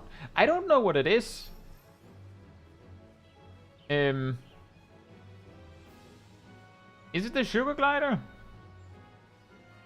It's a new voucher, Das. From what I've been told, it's a new separate voucher. Like it works the exact same way as the Endwalker one, but it's a different voucher. So you have to like separately invest in that one. And I know that because I asked the same question. Like, have they just stocked up on vouchers in Endwalker, just assuming that'd be a new mount? Because they could have totally done that.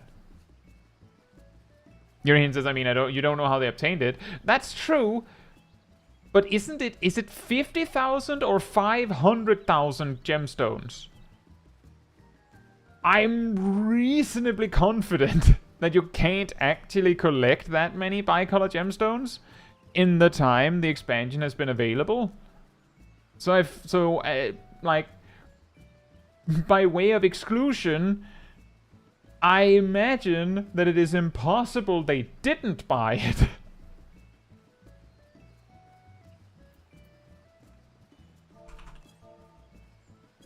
Hey Baron, hope you're doing well. 20 bicolor per fate is 2,500 fates. Do you want to join for Alliance Raids, Shaq?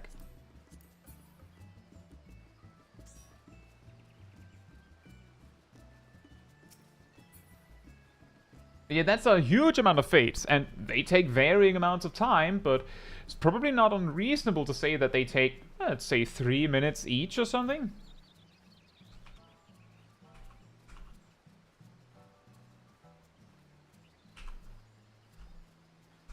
And if fates took 3 minutes each, and you need to do 2,500 fates, that would still take you over 5 days of constant playing. And that's ignoring the part where you have to, you know, actually unlock all of the stuff, like the content to reach it, and the part that you need to sleep. So, and also the fact that the expansion has been out in less than a week. So, like, the probability that they didn't buy it is very small. Bold of you to assume I need to sleep.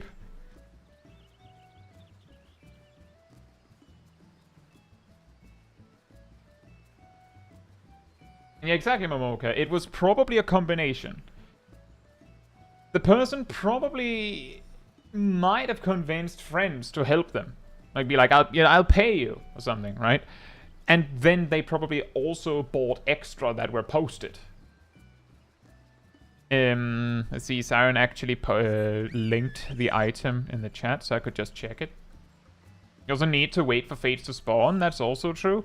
And depending on a lot of factors, that could take a while. See, there you go. There are plenty of them to buy if you have the money.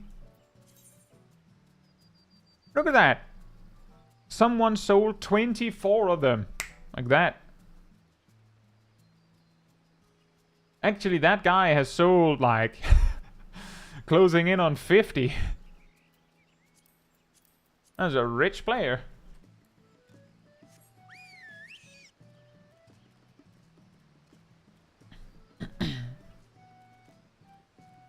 Gansel says, should I use an accessory that has skill speed on Dark Knight if it has the highest item level?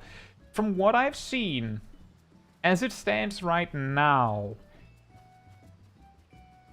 basically any job that I've looked on like stat lines for has been like, right now, primary stats are so valuable that item level easily trumps it. Like, it has to be absolutely terrible. Skill speed tenacity? That's bad, but I think I would still take it. Just for the strength. Just for the strength boost. And the vitality boost, hypothetically, but yeah. It also depends on what was on your old item.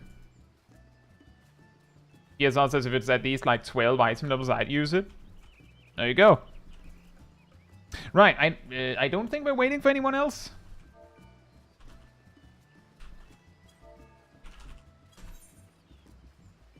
They did buff tenacity. I don't know by how much. Does anyone know how much? Does anyone know if they have figured that out yet?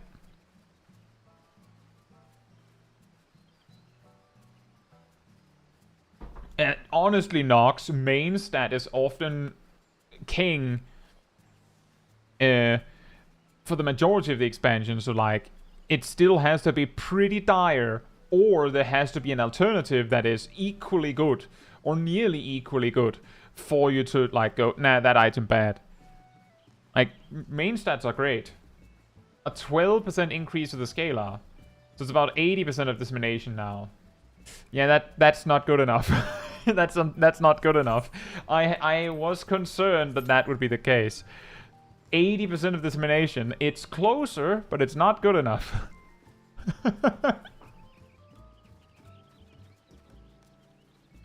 And also true. And something to keep in mind, Gazel, is that you have to remember to look at all 4 stats on an item when you evaluate it.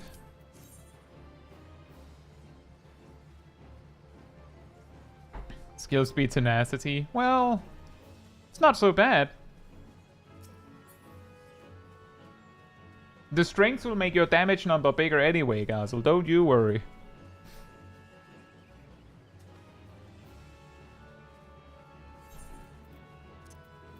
Heh.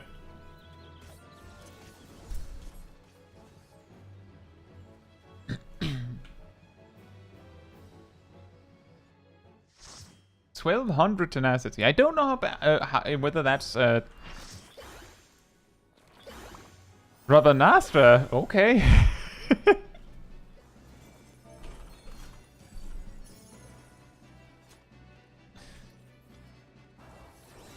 That's neither here nor there, Darth. For the entirety of Endwalker, some Dark Knights would want some skill speed just because of comfort. And it wasn't that bad, despite them having some spells. And I'm pretty sure they've added one more weapon skill to their arsenal in Disesteem. So, like, since Endwalker, they've only gotten slightly better with skill speed, you could say, in a way. Does tenacity not scale as well as determination? That is correct. In Endwalker, tenacity was like 60% of determination. Very dire. Might have been more. Doesn't really matter. It seems that in Dawntrail, it's 80%. 80 of determination, which is still not good enough. Like, it's still not good enough to justify using it. Like, it's better than nothing. And it's probably a lot less bad. Like, it's probably fine if you find tenacity on your gear, but you shouldn't really meld it. You shouldn't really meld it. That it's not worth that.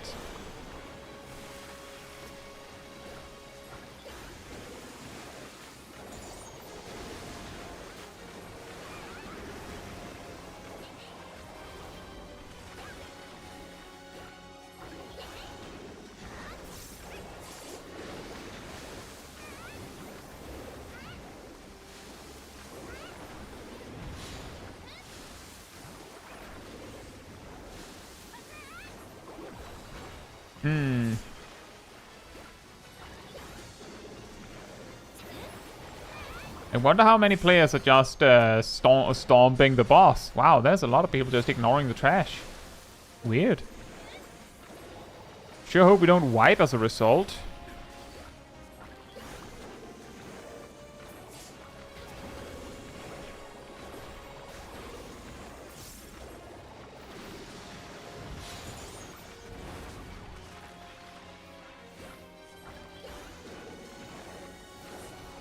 What if I melded tenacity because it's funny?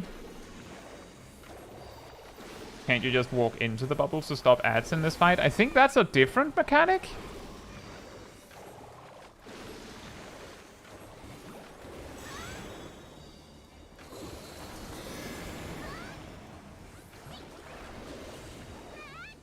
No, Gazel. Disesteem is just an attack that you have.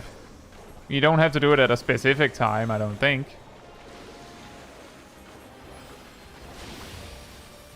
Oh, whoops, there's another one there. I'm not gonna make it. Oh, it's fine. I lived.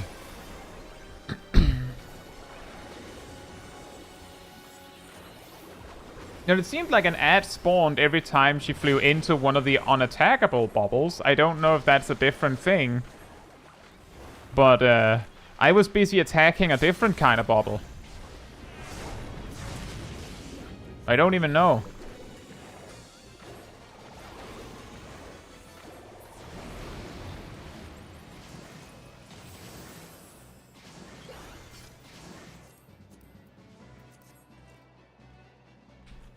Pallet gauge feels like it's naked. Yeah, it seems like it's missing something, doesn't it?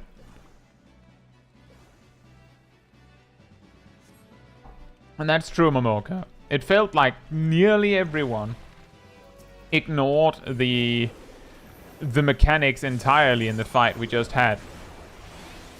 Despite that, we still beat it, right?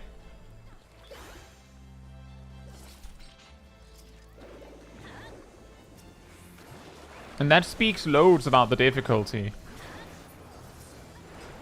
But then again, I think that's also part of the reason why often alliance raids are, in a weird way, viewed as too easy if they don't have, like, the kind of mechanics to just kill you if you don't respect them. Like, that's the thing. A lot of people were taught, like, back when the third alliance raid in Endwalker came out, they were like, the third one is easy.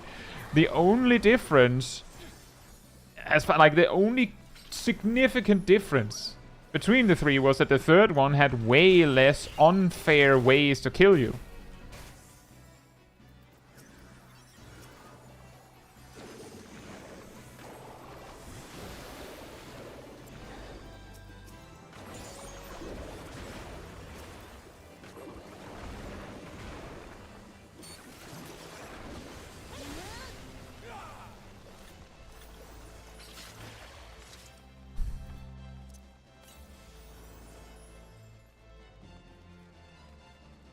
Hansel says, after unlocking the dungeons with a new expert roulette, I started to have tank, healer, DPS anxiety.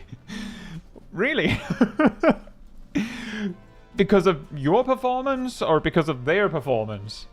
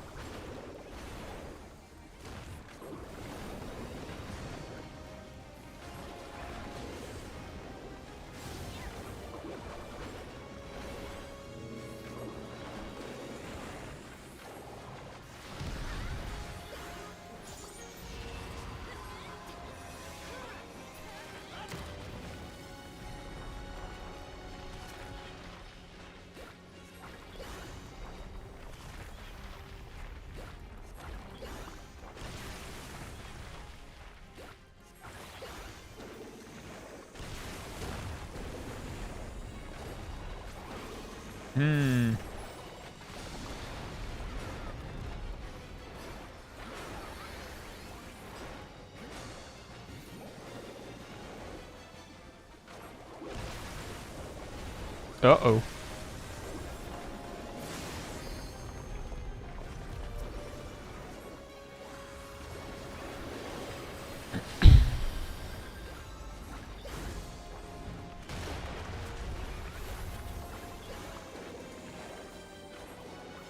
It is kind of weird with that, Gassel. Because the runs I've done of the new expert dungeons, the one role that I haven't been bringing from home has been tank. And, I have a very bad track record. 2 out of 3 have been tanks. I didn't really know how to do defensive cooldowns well. And that's not something you want.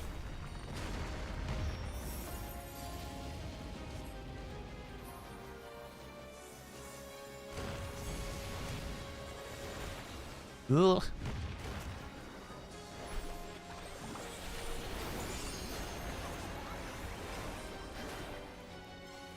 So, the thing is, if every time you do a duty, it feels like the roles you're not bringing are slacking, then there is a chance either that your expectations are too high, or that they're that the players are actually bad. And I find it hard to believe that your expectations are too high on this, Gassel. So that means that it has to be the alternative hypothesis that nailed it. That if you're worried because of bad healers, it was me being bad. Are you sure?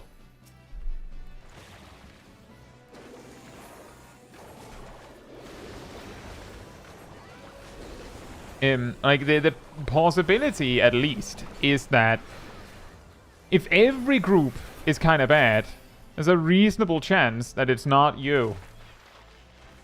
There's a chance. It's the same idea as the you know, you're playing a PvP game and your team is always bad. Weird coincidence. Your team is always bad. The only consistent factor on your team is that you're on it, right? That's the only thing that every time you play a match, every team will have in common, is that you're on it. Which means there's a possible chance that you're the problem.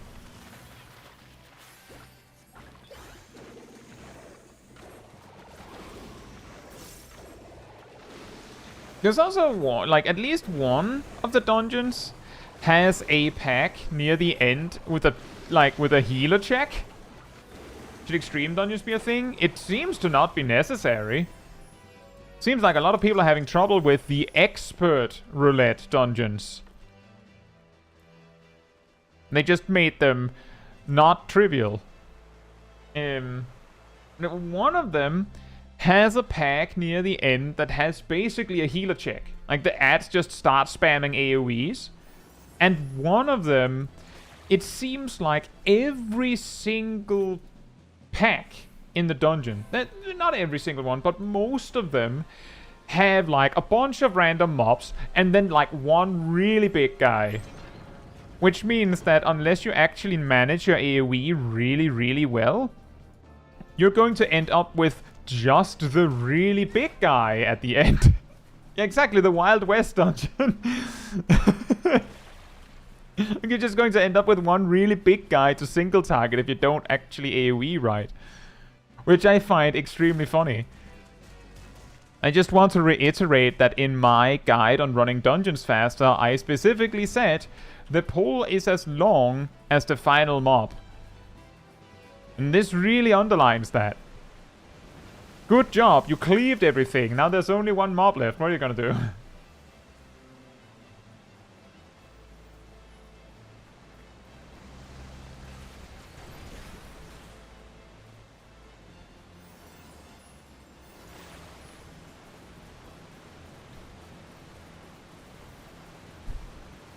But yeah, the last pack is like, it's starting to become more and more and more normal that people just use like a mage LB or something on the final pack. If you have it. A lot of the dungeons have HP sponges. Well, the thing is, a lot of the mobs don't get to do anything if they don't have plenty of HP, and where is the line between enough HP and too much?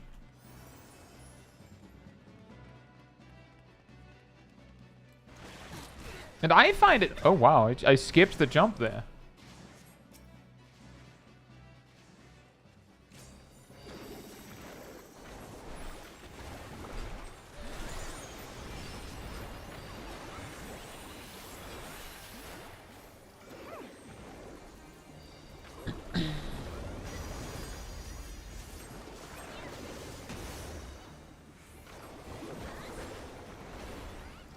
Yeah, that also makes sense, Levi.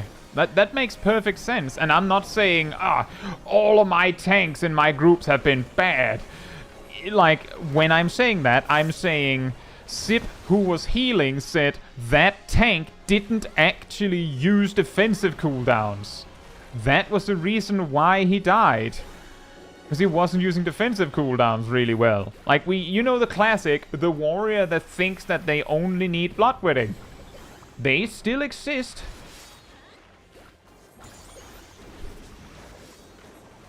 That's not good enough in the expert roulettes. Like, it's straight up just not good enough. Makes it really hard for the healer. Or yeah, even worse, Dark Knights that think, I'm good, I use TBN. Oh boy. That's a rough one.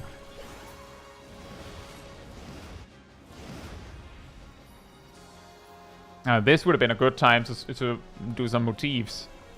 Oh well.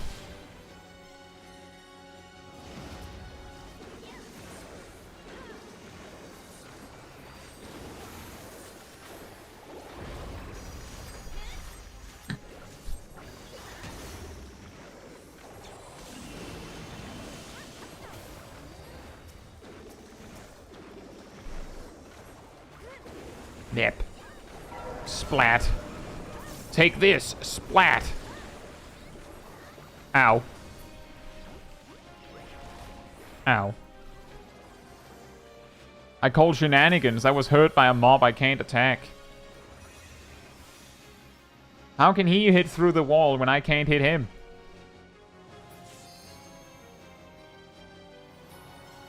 That's weirdly close.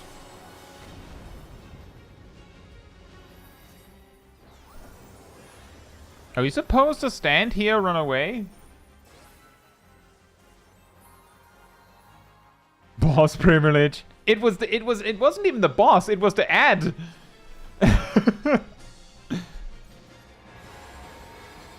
Well, I did take less damage, I think.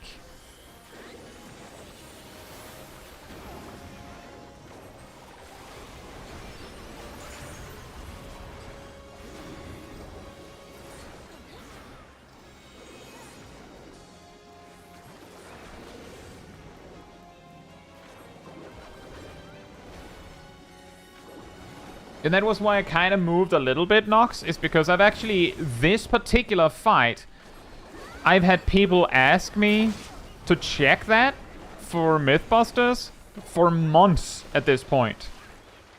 So I was like, wait a minute. I'm pretty sure there's a secret little proximity AoE here. I might die. Oh, I'm fine. Thanks to healer help.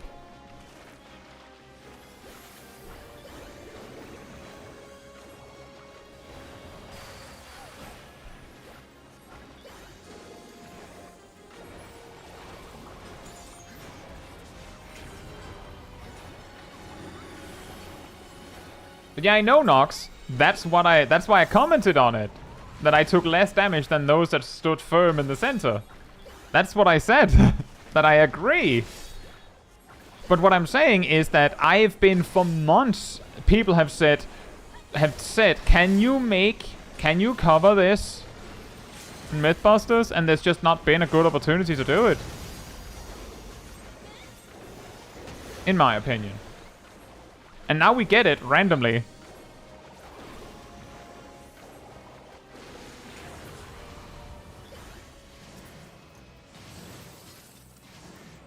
And it did look like I took significantly less damage than those that stood firm in the center.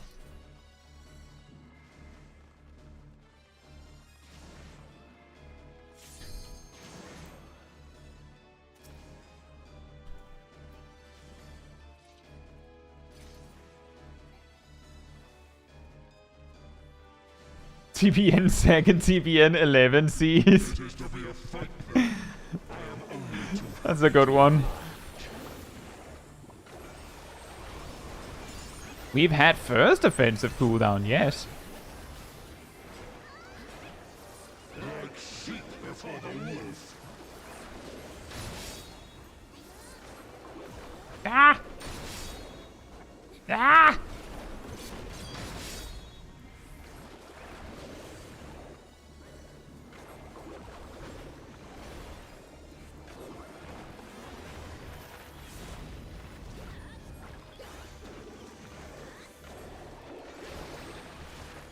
I have so many motifs to draw now. I spent so much time spending palette.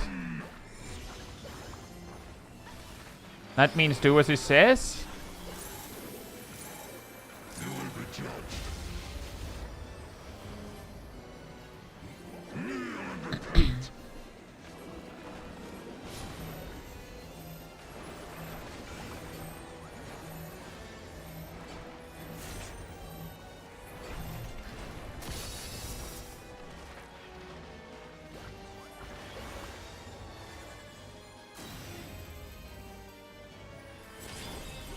Ah, too late.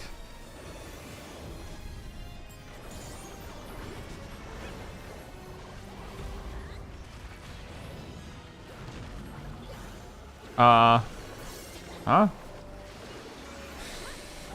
Don't remember this. I do not remember. Ow. Remember this? I do not remember this. But take this. Take this! Bam! Die! Does it grieve you to see the depths of your own weakness laid bare? Not really.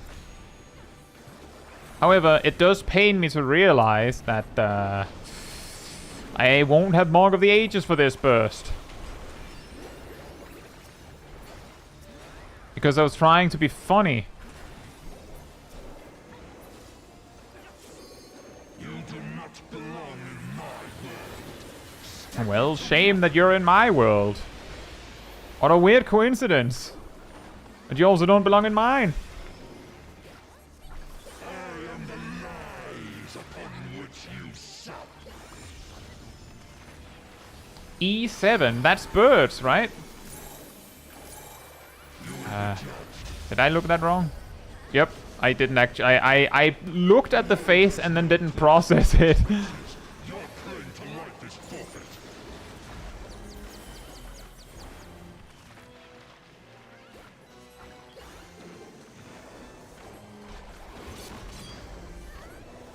You are the blood to stain the circle. I am revelation.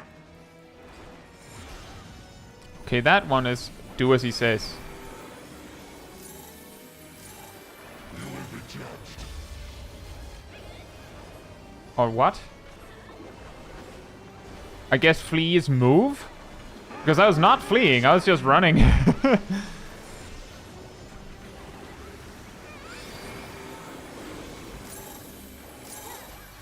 be judged. Uh-oh. The world has no place for such wretches. Your claim to life is forfeit.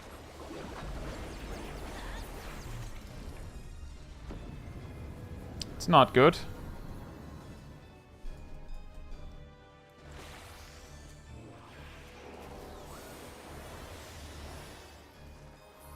Fool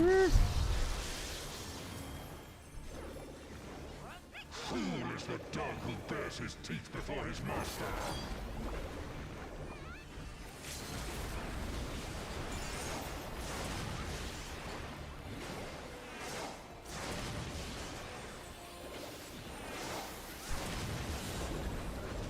And... Yep. We did the thing and leveled up again. Sure.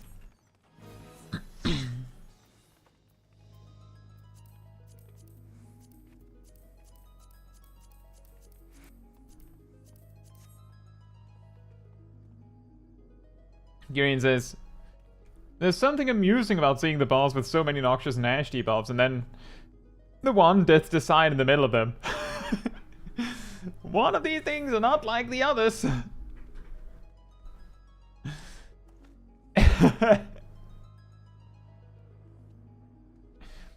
Philo says, how do you resolve the hand spinning mechanic? The hand chooses which way you run when you move. It stops when you stop it stops when you're moving, which means if you lift your hand away and stop moving, it spins, allowing you to choose where you want to go. So you just have to, like, don't panic, wait and let it point you where you want to go, and then you just do this and then it works.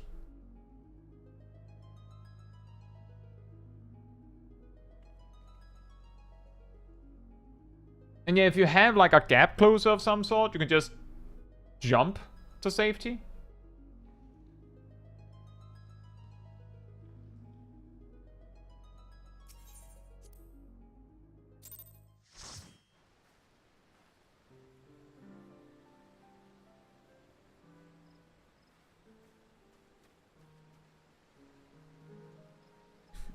You can rapidly tab move to adjust to. That's true. If you like mash, you can slow down the cursor so that you might be able to more easily catch it where it's pointing where you need it to. That is an option. What do we have left? Frontline. We could do frontline.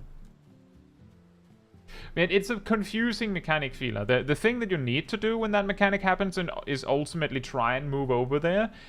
A lot of the time, the cursor disappears a few seconds before the mechanic actually resolves. So if you can just, like, kinda get closer, you can, like, micro-adjust at the end and, like, run to the finish. You just have to, like, get over there. And if you have a job with more aggressive movement options, you can sometimes fix it.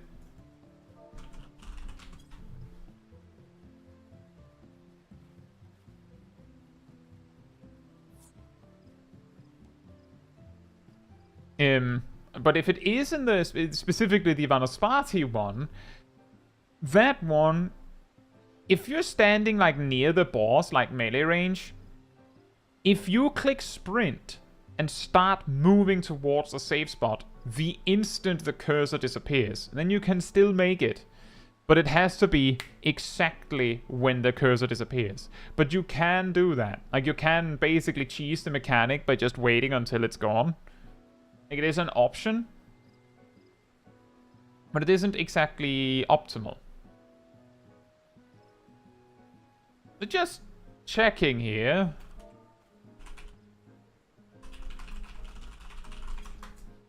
We're going to do Frontline next. That's what I have left.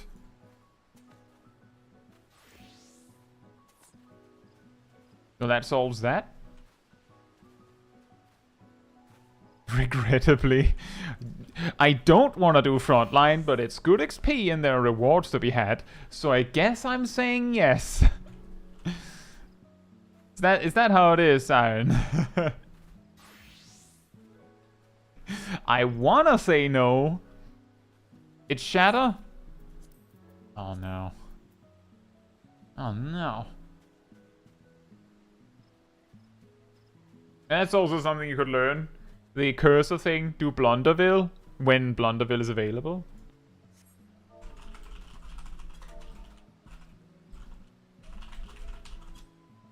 And that's fine, Nox. That's actually the reason why I ask and reiterate like 2 or 3 times. Like, we're doing PvP, we're doing Frontline, because I don't want anyone to suddenly find themselves like a deer in the headlights captured in a PvP match they don't want to be a part of. This will go away once we enter.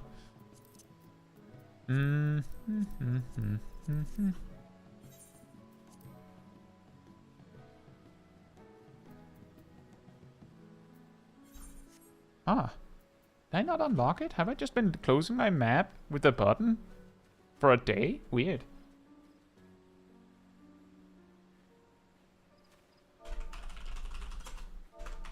I just can't spell ready check today.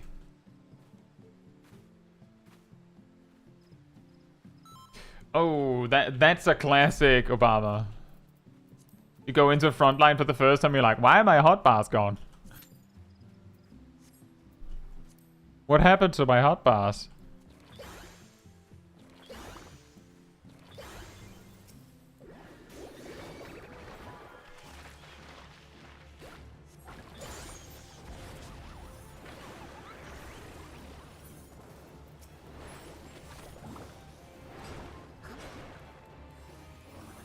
Radish check. Yep.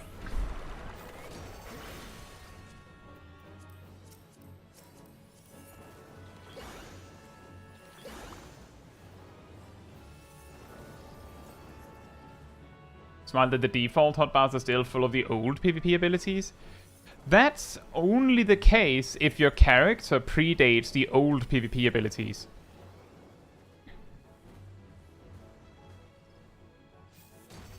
Because then surely your character would have been created with those on its hotbar.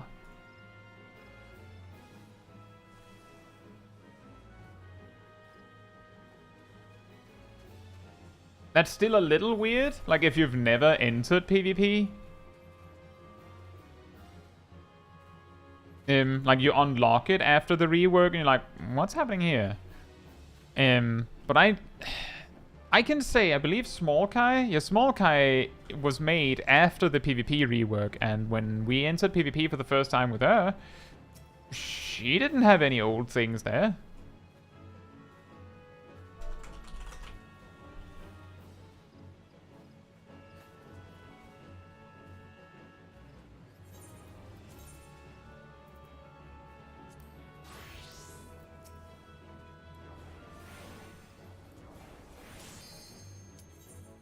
That's how you get the queue to pop. Start acting like you're busy.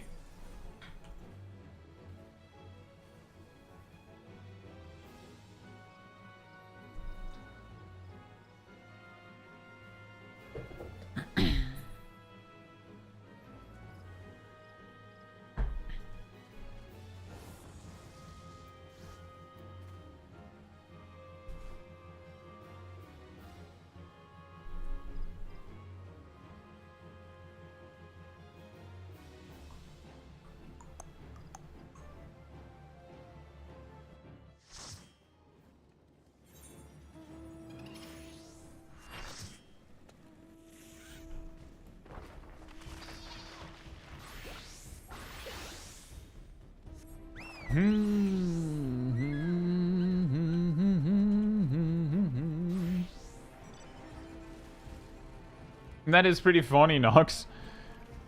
Well, the thing is, many of the mechanics that we take for granted, that like obviously this mechanic means this mechanic means that, are not that obvious. The gaze mechanic is a red eye looking at you. That could equally mean look at me, as it could mean don't look at me. And the only way to know which one is the correct answer is getting it wrong. If you get it right, then you just look at it like, well, nothing happened.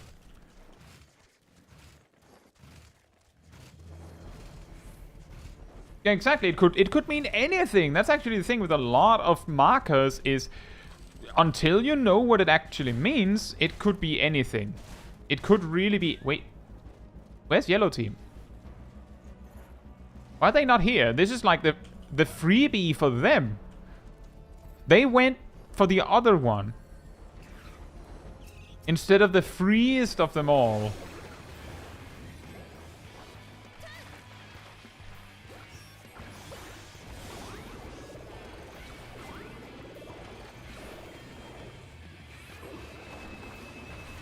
They have a plan. Yeah, the plan involves getting kills, I guess.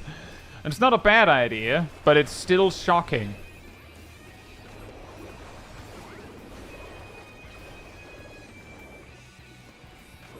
Oh, I'm like, why am I healing? Those attacks don't heal me. And then there's a paladin.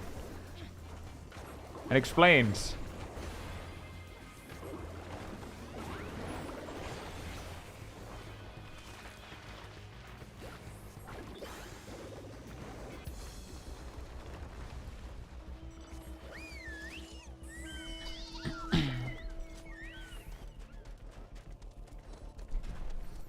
Yeah, I agree, Momoka. Personally, I feel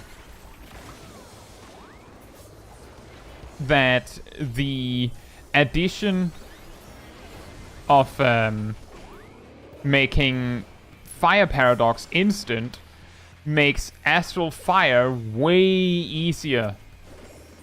It's not necessarily that that was needed, but it is. And I didn't need my Umbral Ice to be easier. I'd much rather have my Astral Fire be easier.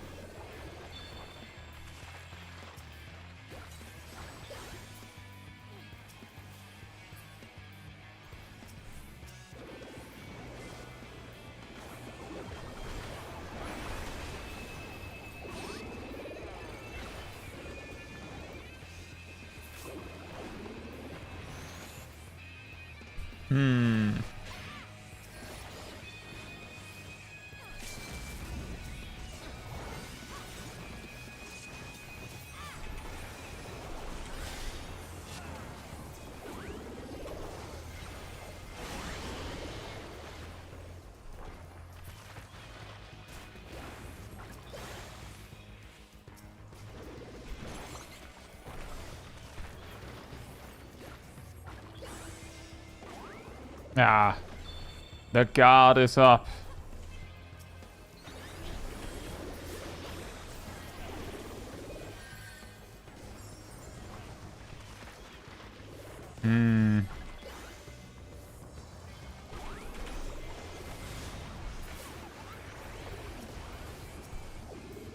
They call me click 3 buttons and a burst appears.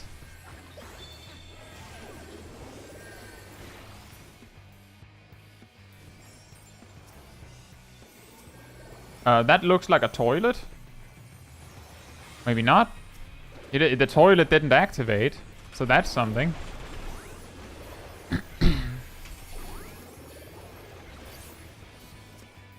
An awkward part about Pictomancer and PvP is that it takes an eternity for your attacks to actually land. So you're just like, I queue up my attack, but then the player dies before it lands.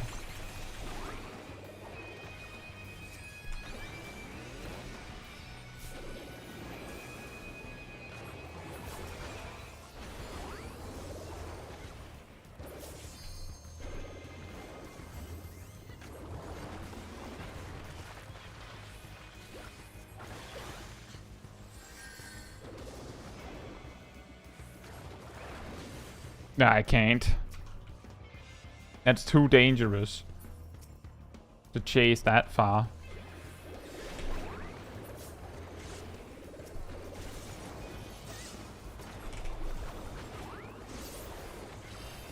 Oh, assist. Nice.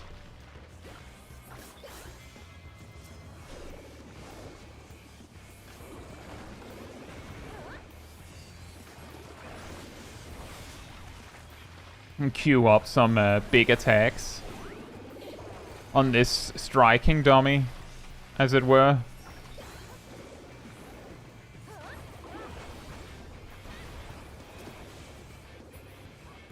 Oh dear.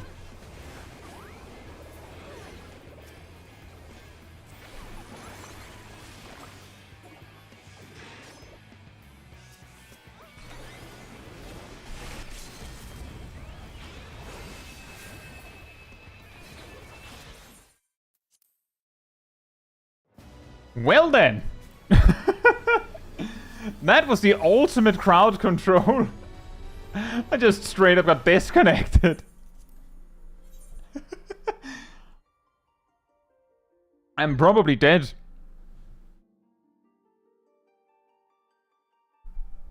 I might have survived that, but then I got disconnected.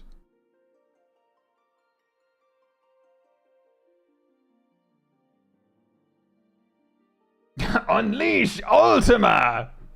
Disconnected. They unleashed a little bit of everything.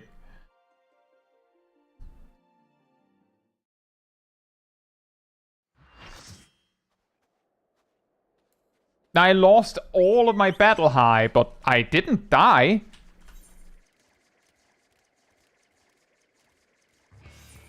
The music just... And go! I'm just imagining like an orchestra. What's happening? Why are we up here? Like an orchestra like, alright, he's back and... How does Adder still have 0 points? I'm very sad that I lost my 40 battle high.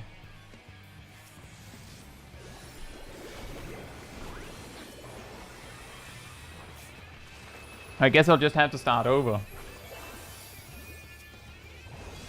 Yeah, you lose points. Every time someone on your team dies, you lose like 10 points or so. And the other team gains those points. Oh boy! It's getting crazy in here.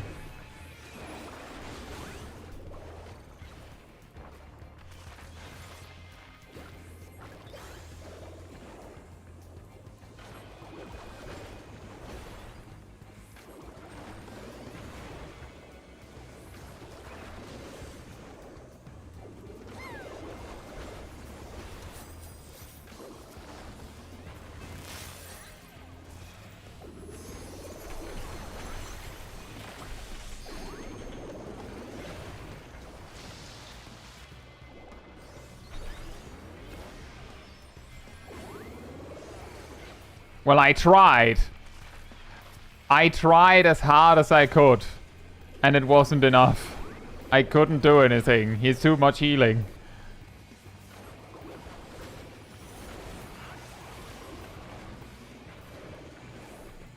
Huh? Just a random super flare out of nowhere?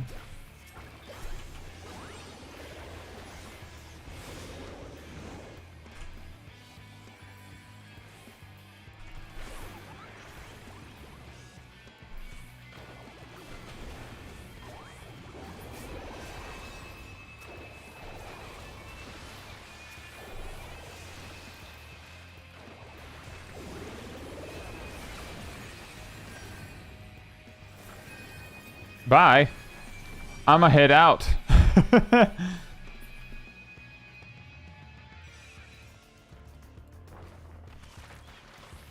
Yeah, they still have a plan, surely. Well, they're trying. And it's just how the game is sometimes.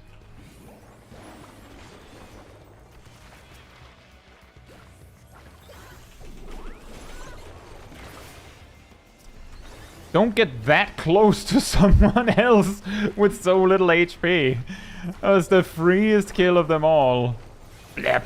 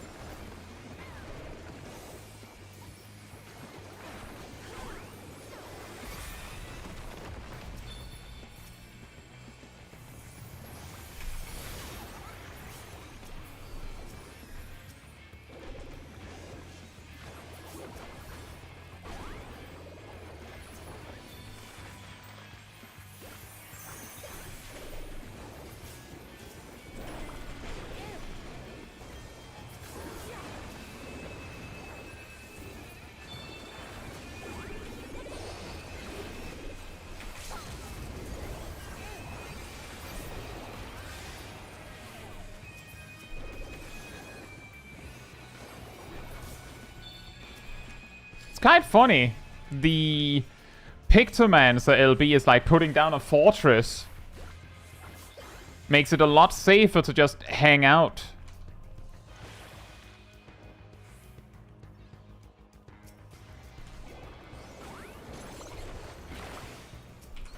Switch to the white mage?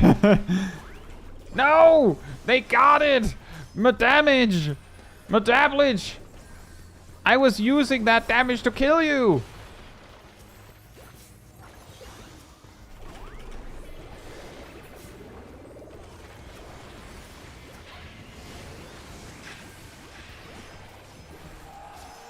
Wait. Is that a draw? It's a draw! It's a draw! I will say, I could have had 90. I could have had 90 battle high, but the game just had to block me.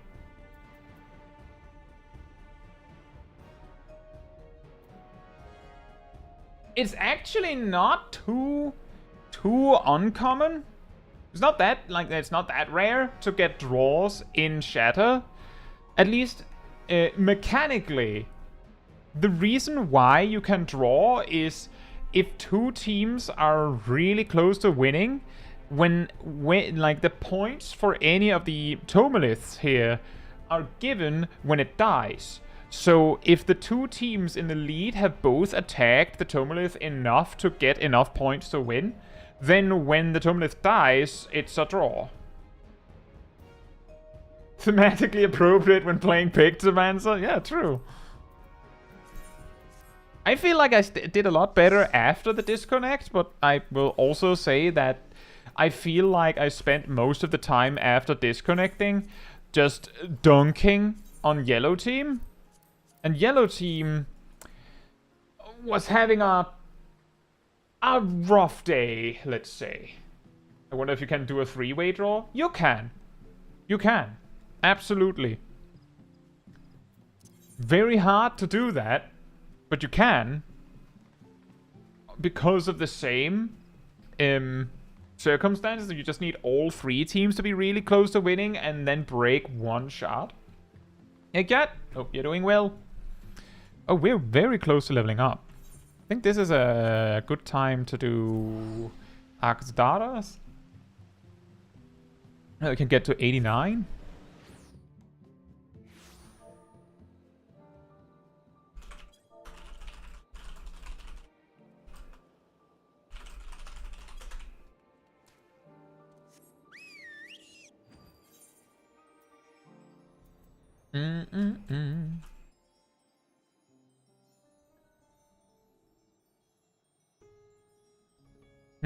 I should keep this for pushing through level 90. I'll see what I'll do for the rest of the level 90 level. But this will be nice to reach Shear Scope?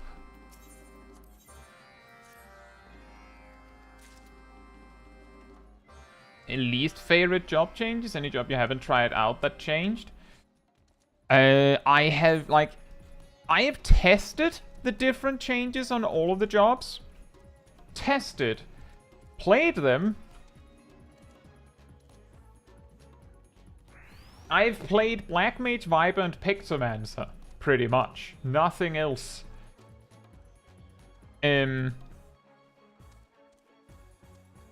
Least favorite change.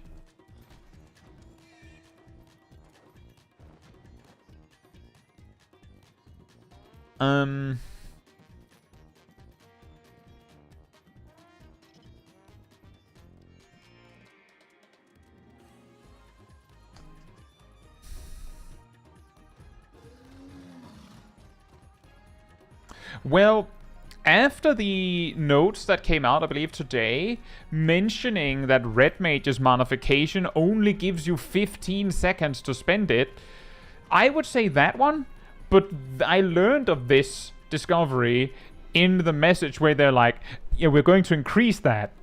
So, as a summoner, there were no changes. I guess that also qualifies. The thing is, I think most of the changes were pretty good. The things that I didn't like for example, Black Mage having trouble recovering MP in low-level content, that's getting fixed. So no complaints anymore. I don't dislike any of the changes. I think that the better answer is some of them feel like it could have been more.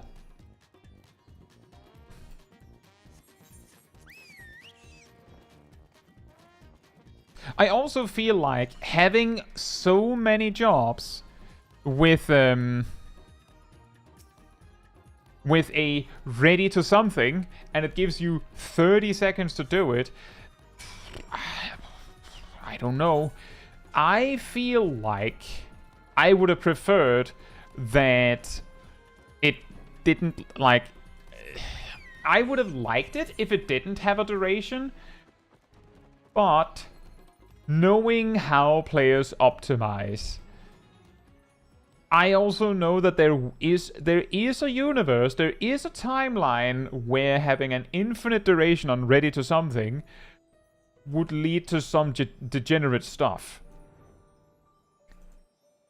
I can't see what it would be, because most of the ready to some things are stuff where you'd be like, I mean, I only have space for one of them in my raid buffs anyway, so it doesn't change anything. Like, the weird ones would be, if you had ready to something infinitely, then Gunbreaker would be able to use Bloodfest and sit on Lionheart. So they could do 2 of them in their next 2-minute burst. Would that be overall better? Probably. Would it be worth it? Maybe. What would happen is it would lead to some degenerate stuff. But the reason I think about this is specifically because I'm like, I've had situations where I was like, I was ready to something, and incidentally, I had scheduled that ready to something 31 seconds later. Not 30, 31. So I click it as it disappears. And that sucks. So, like, that's a super specific thing, and I'm bringing it as I would have liked it if they had made it infinite duration, but I also understand why they didn't, because it would probably not be a good idea when it really comes to it. So it's like I want this change, but don't do it. Like, do it, but actually don't. That kind of idea.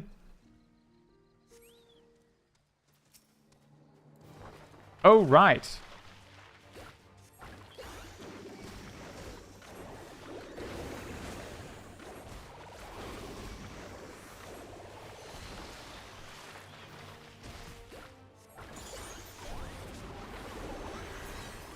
Imagine being a Pictomancer at nearly level 90 and still having trouble remembering to actually prepare your motifs when not in combat. Hey, watch out! And Matsuro, hope you're doing well.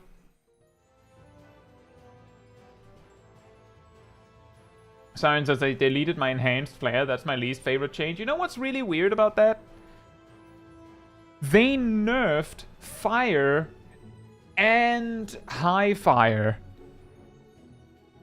I believe, well, actually, I don't know if they nerfed fire. They nerfed high fire by 40 potency and removed enhanced flare and then just increased flare's base potency by 20. They moved the potencies around a bit, but made it so that flare doesn't depend on fire being cast. What does that do? I don't know. It means that you could, hypothetically, finish, like, with flare star, if you can't make it, like, to the make the actual soul stacks in time. But I'm pretty sure people instantly checked that and discovered that that's not actually worth it.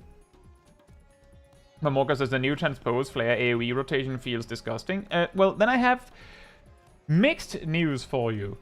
The good news are that because of cast attacks, at least from my calculations, it's not worth doing if you're hard casting the flares.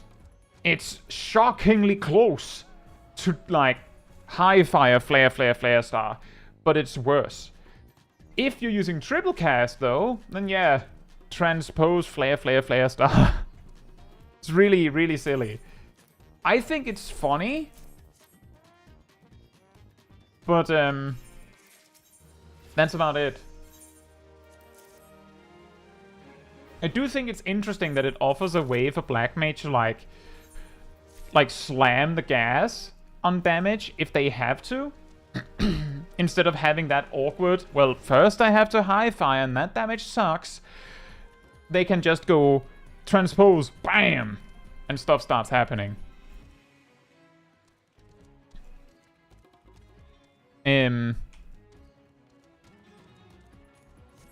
But yeah, I was playing around with that rotation for a while, and then I remembered that cast attacks exists. And those that don't know what cast attacks is. Basically, the way that animation locking works, there's about a 1/10 of a second after casting something where you can't do anything. That's the reason why, if you're like a Black Mage and you're spamming Blizzard 1, which has a cast time of 2.5 or whatever your G-City is, there's just enough time for the cast bar to fade out and then reappear in between casts. If there was no cast attacks, then the cast bar would stay visible and like just refresh and refresh and refresh. But because of cast attacks, there's like a 1/10 of a second where like it fades and reappears, and that is time where you're not casting, which means that a spell that has a cast time greater than your G-City, then you have to, or equal or greater than your G-City, then you have to add a 1/10 of a second. And that is exactly enough that transpose flare star is only worth it if you're triple casting it, because if you're triple casting it, then cast attacks does not exist.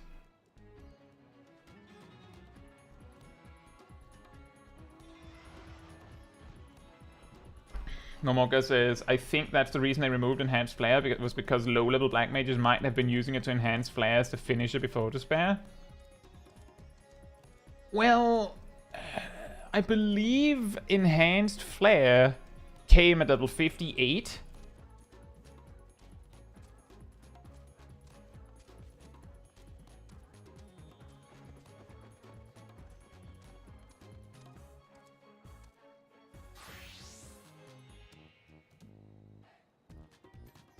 I'm pretty sure it's half a second plus twice your latency pattern, but I mean, it's the same idea. But if it is 0.6 seconds and not 0.5, that explains a lot.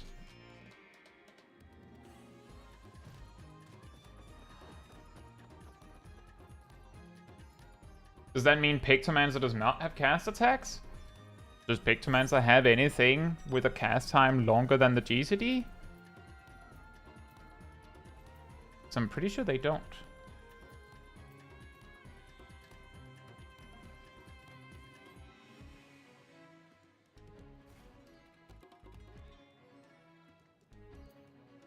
I'm pretty sure every single thing that Pictomancer has with a longer cast time than normal also has a longer GCD than normal, completely nullifying the cast attacks problem. But yeah.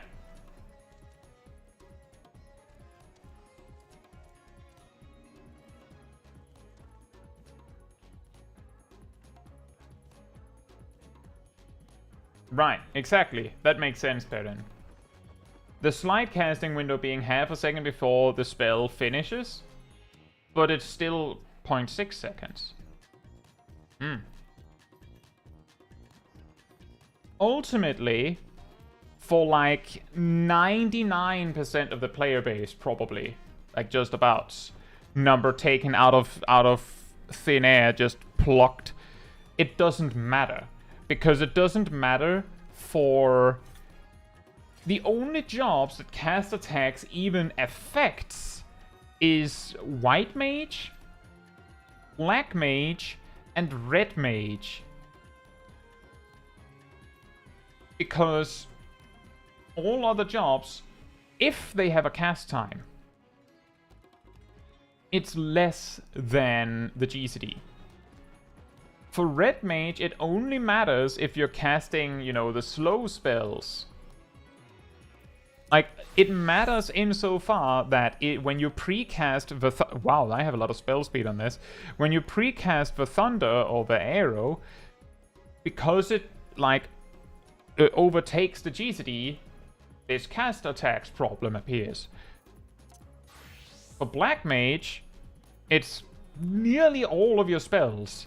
For white mage, it's just holy. Just holy. Yeah, thank you for the extra detailed explanation, Perrin. I was confident that it was half a second animation lock. But are you certain that it is 0.6? Because as I've been explained it before, cast attacks just like is that cast times have like an extra 0.1 second, and that the animation lock is actually still half a second. 0.6 is directly from the packet data. Oh, well, that helps me a lot. That explains why I can't triple weave despite having only 20 MS.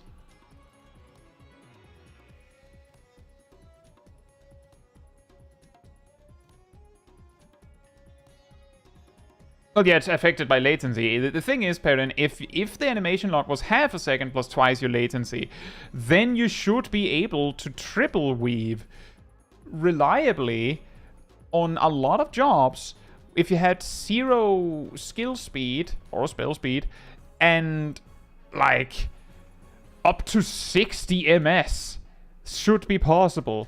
But if the animation lock was actually 0.6 plus twice your latency, then you can't triple weave if you have over 12 MS. And I play on 20 MS. So that explains that. That explains that conundrum that I've had. That somehow it's not possible for me to triple weave without clipping the GCD.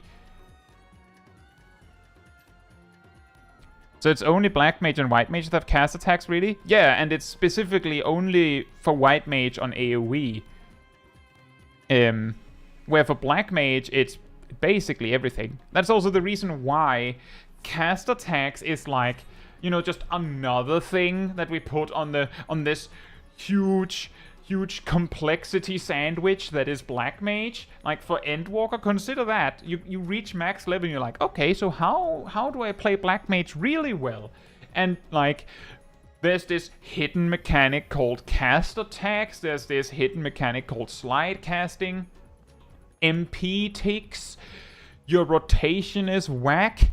There's this non-standard stuff. With all the other stuff being basically standard and expected of you, some might think that the non-standard rotation is just how it is and how you're supposed to do it. Like, it's not shocking that Black Mages were considered insanely hard, regardless of whether standard Black Mage was, like, reasonably approachable, because everything about Black Mage is just, oh yeah, all the other jobs work like that, but Black Mage is different.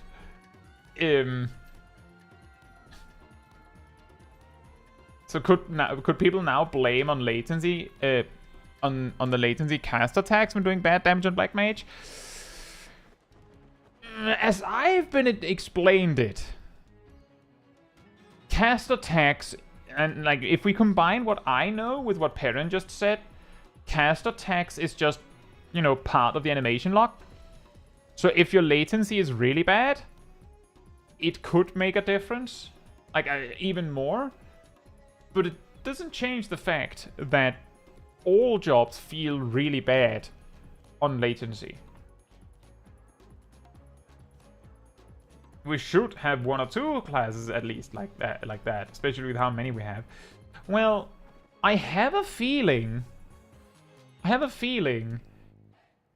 that it is intentional that they've kept Black Mage like this.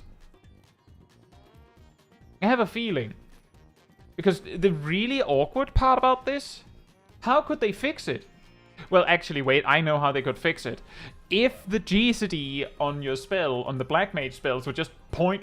Well, no, that wouldn't fix it. That would just make spell speed annoying. The only way they could fix it would be by making the GCD on Holy and basically the entire Black Mage toolkit like a third of a second longer, something like that. And the reason I'm saying a third and not a tenth is because if you made it so that Fire 1's GCD was 2.6 instead of 2.5 to circumvent the cast attacks, then, well, when your GCD, like when your cast times get reduced by spell speed, this cast attack starts peeking out behind the covers anyway. Like, that's a key thing that has always been a minor issue with spell speed, is that while spell speed like reduces your cast time and GCD linearly, the cast attacks adds goes, well, actually the cast time is 0.1 second longer than what it says, which means that like your actual cast time, like, yeah, you're reducing the majority of the cast time linearly, but there's this 0.1 second that just stays there forever. Can't do anything about that. And if they increased the GCD to fix that, well, it would only fix it until you have enough spell speed or reduced recast times from ley lines that the animation lock becomes a problem again. Like, I don't know what they could do about it. If they made it so that that slide casting starts 0.6 seconds through, can they do that? Like, right now we're talking about, like, so some part of this is about, like, actually sending the information. Like, I don't know if they, like, if that would work. Michio says, is it just me or Gunbreaker's gap closer super slow? I've heard from others that I think I heard either Gunbreaker or Dark Knight's gap closer is weirdly slower than the other.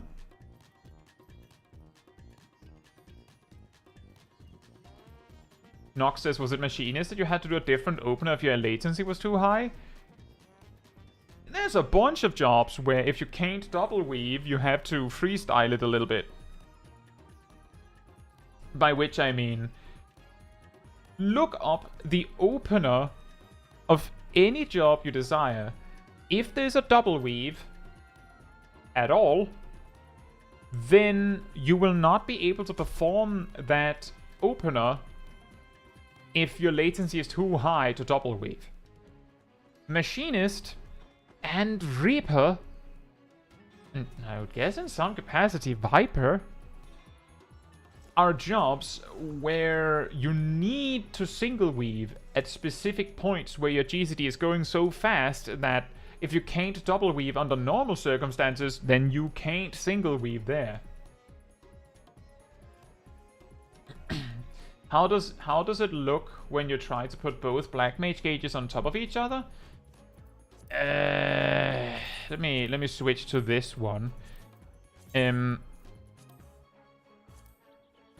looks like this, kinda hiding. But the problem is, I've heard that when you log in, it's kinda random which order they land in. So you could relog, and now the Astral Soul gauge is on top, and you don't really have any control over it.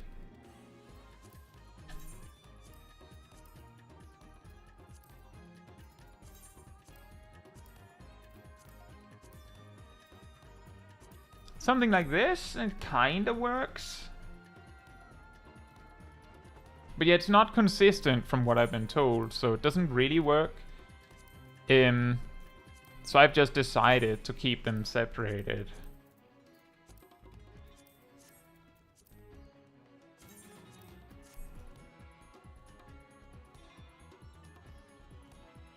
Even there it went from on top to underneath. No, right there it was underneath the whole time for me. You could see it because this orb was on top.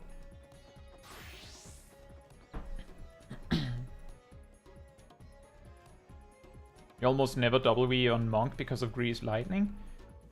That's true, but you do have double weaves. You do have them. I don't know if you still have them, but in Endwalker you did have them. The thing is, if your latency is low enough, you can do it. With a GCD of 1.93, which was popular in Endwalker, I don't know if that's still popular. Then, if we assume the animation log of 0.6 seconds plus twice your latency, then you can double weave as long as your latency is...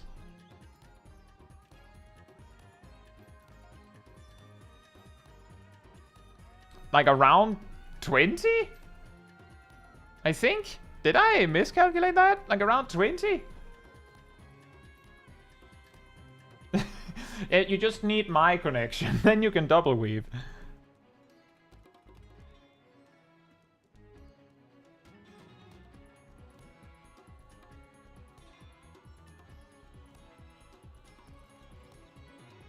Yeah, the thing is, Gazel, I had that experience on like day one of going, like the instant people saw this gauge, they were like, can we combine them? And someone was immediately like, nah, if you try to combine gauges like that, they just like, you take any other job with two gauges and try and put them on top of each other and see what happens. And that way they already knew that it wouldn't work. Before it was possible to try in game. I do think that it's a bit of a shame that they didn't find a way to like represent the Astral Soul stacks.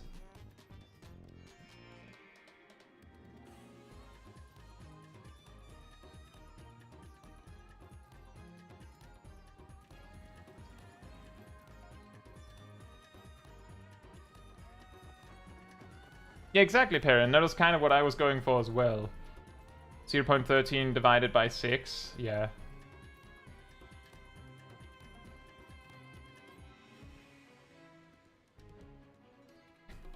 I'm a little bit disappointed that Astral Soul didn't just go somewhere. Like, what's happening here? Oh wait, that's the Umbral Hearts, right? The Umbral Hearts go here. Paradox goes here. Umbral Ice Astral Fire goes here. And then there's this huge clock. Couldn't they have something up here? Couldn't they have had like six stickers up here?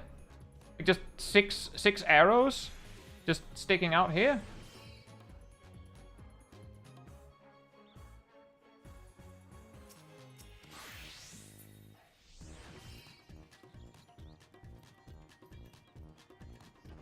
And my ether flow over Bahamut's eyes.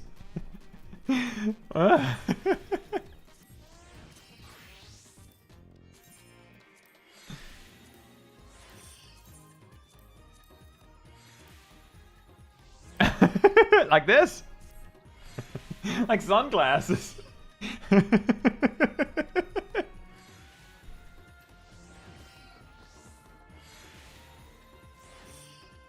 Or googly eyes.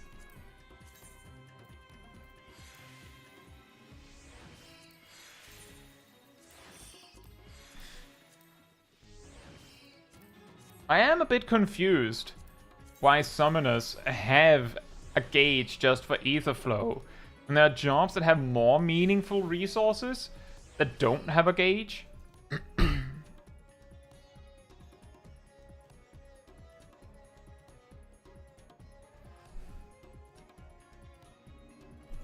The thing is, it used to make sense.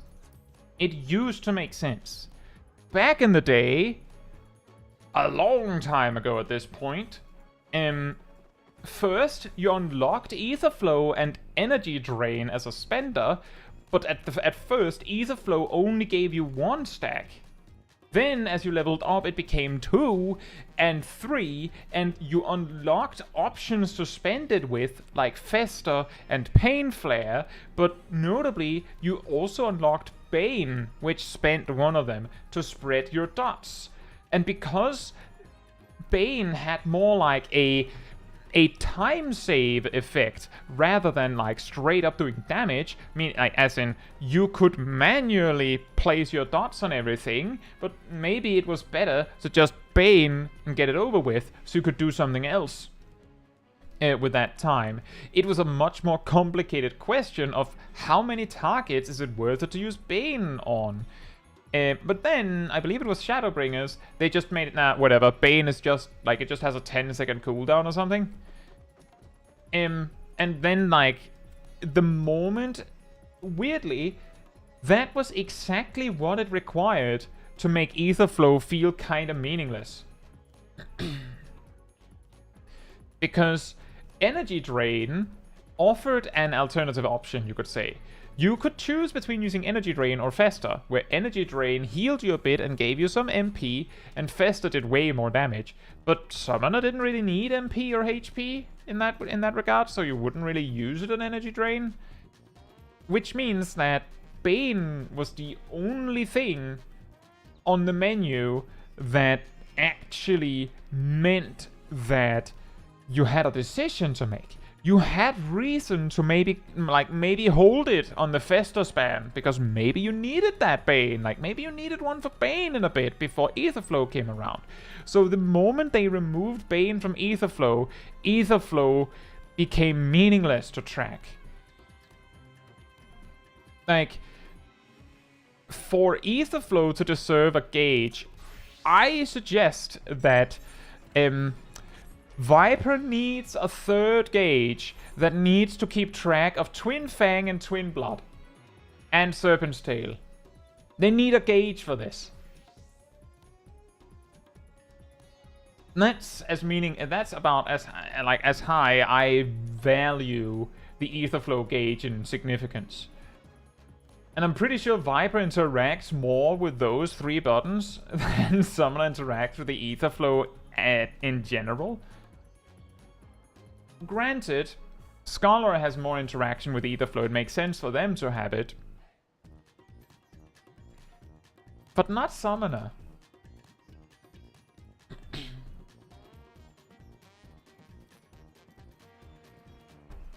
Exactly, Fru.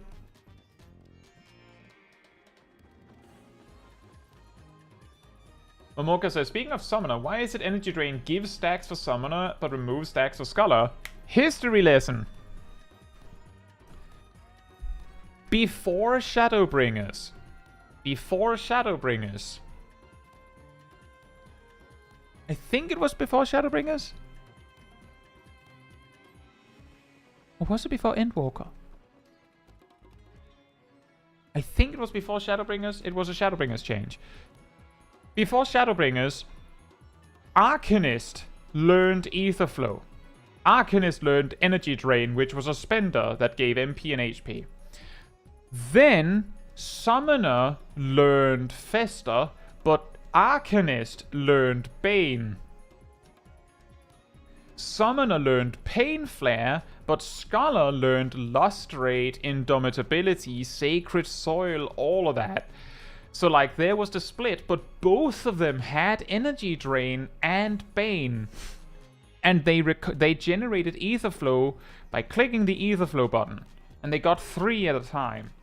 Then in Shadowbringers, they actually removed Energy Drain from Scholar. I'm pretty sure it was Shadowbringers. Or was that Endwalker?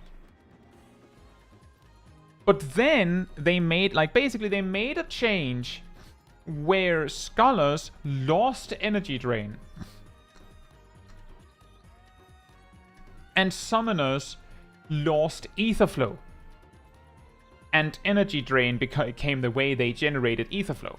So it was changed so that the DPS Arcanist stole Ether from the enemy to attack them, where the healer Arcanist somehow brought it from themselves and healed their party with it. It took like a few weeks, and the scholars were like, so what do we do with all of this extra Etherflow? What do we do with it? Can we have Energy Drain back to spend it with? And developer Joshi P said yes, I guess. And then they got Energy Drain back. The reason why it doesn't make sense is because the developers presumably went, well, we remove Energy Drain, so Energy Drain is a summoner button. And then the scholars asked for it back, and instead of saying, no, you can't have Energy Drain, we've specialized it for summoners now, and then give scholars something else, they just went okay and gave it back to them, and that's why it doesn't make any sense.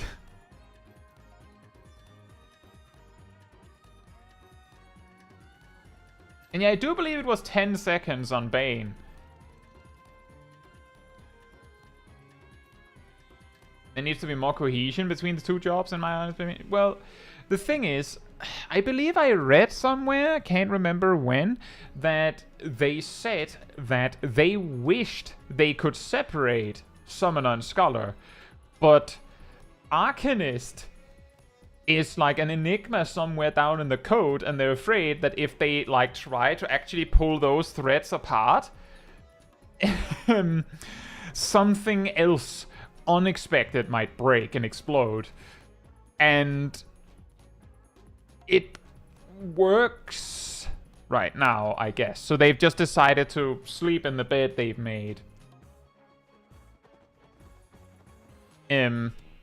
But yeah, I'm pretty sure that they've basically said, we don't want them to be one combined unit either.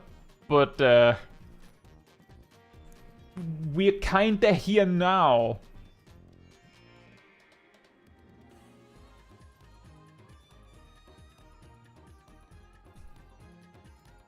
And the weird part is, it would be cool if they made them more similar, but because of the way they've decided to make healers, how do you think they'd make them more similar?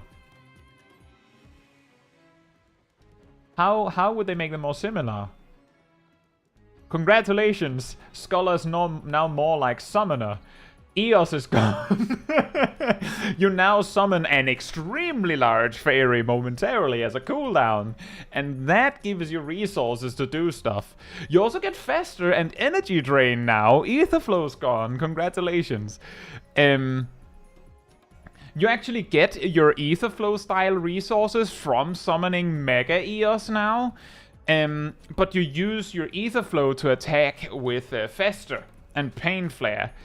You don't have Bio anymore either, because Summoner doesn't have any dots.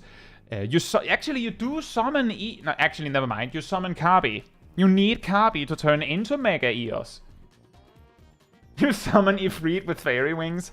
That is only acceptable if he also shows up in a pink dress and a crown.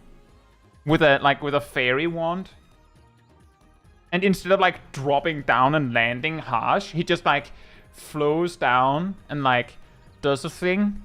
Like the daintiest Ifrit you'd ever seen.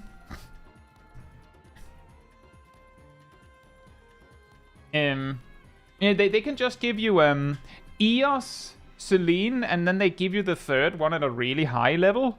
So they can give you Titania. And that's true. Scholar and Summoner used to have the dots as like the primary connection between them. But my joke was just that Summoner is the newer one of the two. So if you said, give me more cohesion between Scholar and Summoner, I would imagine that they, like, if the developers actually said, okay, fine, they'd go, well, then we make Scholar more like Summoner. Rather than make Summoner more like Scholar. Because Scholar is the one sitting over in the pet actually does stuff camp. The one sitting in the there are dots, well, there's one dot, camp. I'm going to say there's one dot. The cooldown one doesn't count in my mind. Summoner is in the camp of the pet doesn't do anything. You don't have any dots. And Summoner is a newer one, so presumably if they had to match up, they'd probably be Scholar coming closer to Summoner rather than the opposite. And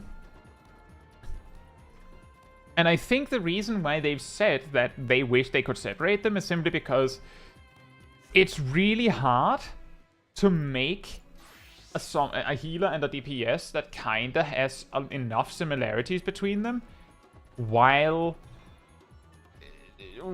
also preserving that this is clearly a healer and this is clearly a DPS. Make Etherflow have more common tools? Yeah, that could be. But you see, that's the funny thing.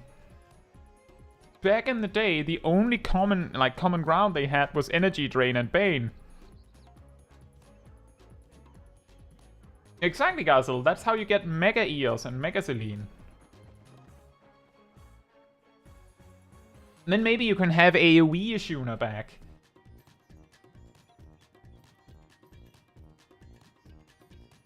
Yeah, it would be cool if they made them more similar. A key problem between them is that because they have nothing in common, when you level up one of them, the other one's also leveled, you have it maxed out or whatever, you have no idea how to play it.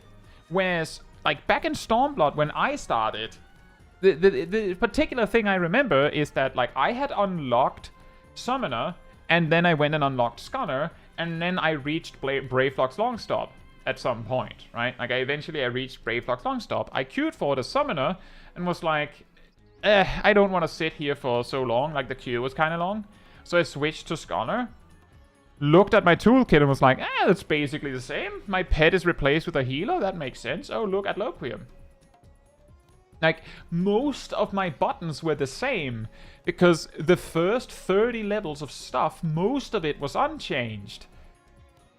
And the only, like, major changes was, now you have Loquium instead of Fester, and you have summon Eos and Selene instead of summon Emerald Kabi and summon Topaz Kabi.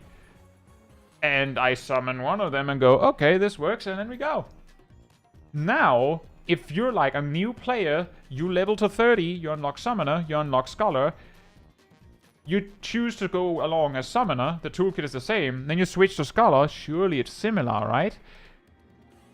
Nothing in common. Like, at level 30, most of the things that Summoner has nothing to do with what Scholar has. Nothing. Both of them have Physic, that's true. But that's like, between them, the only commonality is you have Summon, Ruin, and Physic. That's it. Summon, Ruin, and Physic. They don't even learn Summon at the same level anymore.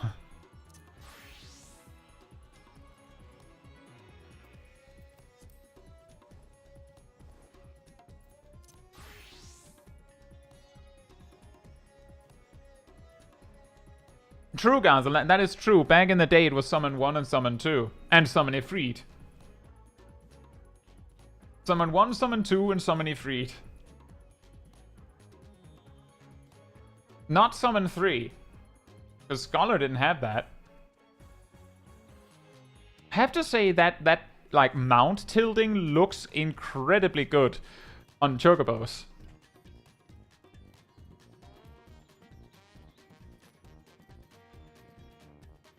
Well, the good news, Nox,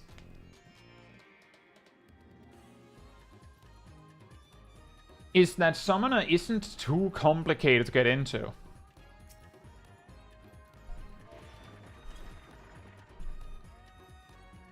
Like, if you were a new player, and if you were like, I want to play Scholar and Summoner, which one should I play as I level up? If I should play only one of them first, I would say play Scholar first. Because you can learn Summoner later.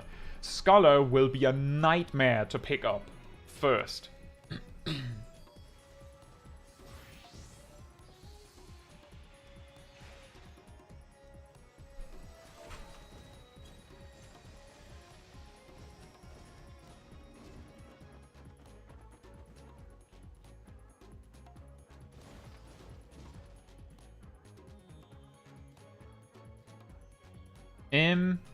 With that said, we got to level 89. We did all of the roulette things.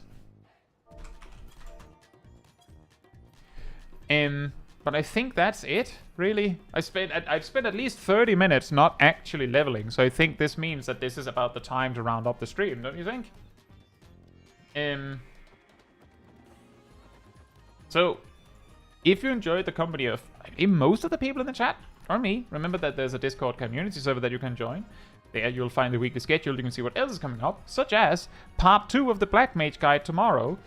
We'll probably also be leveling more on Saturday. Not 100% sure on that, because I was expecting to need 2 streams to level Viper, and then I didn't. You'll also find the announcement room with links to videos and streams when they come out.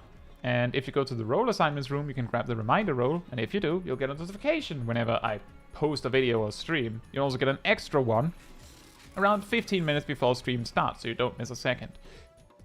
If you enjoyed this particular stream, it helps me a lot if you leave a like on it and the YouTube stuff. That tells YouTube that this was a very enjoyable stream and like other people to enjoy it as well. So thank you so much in advance.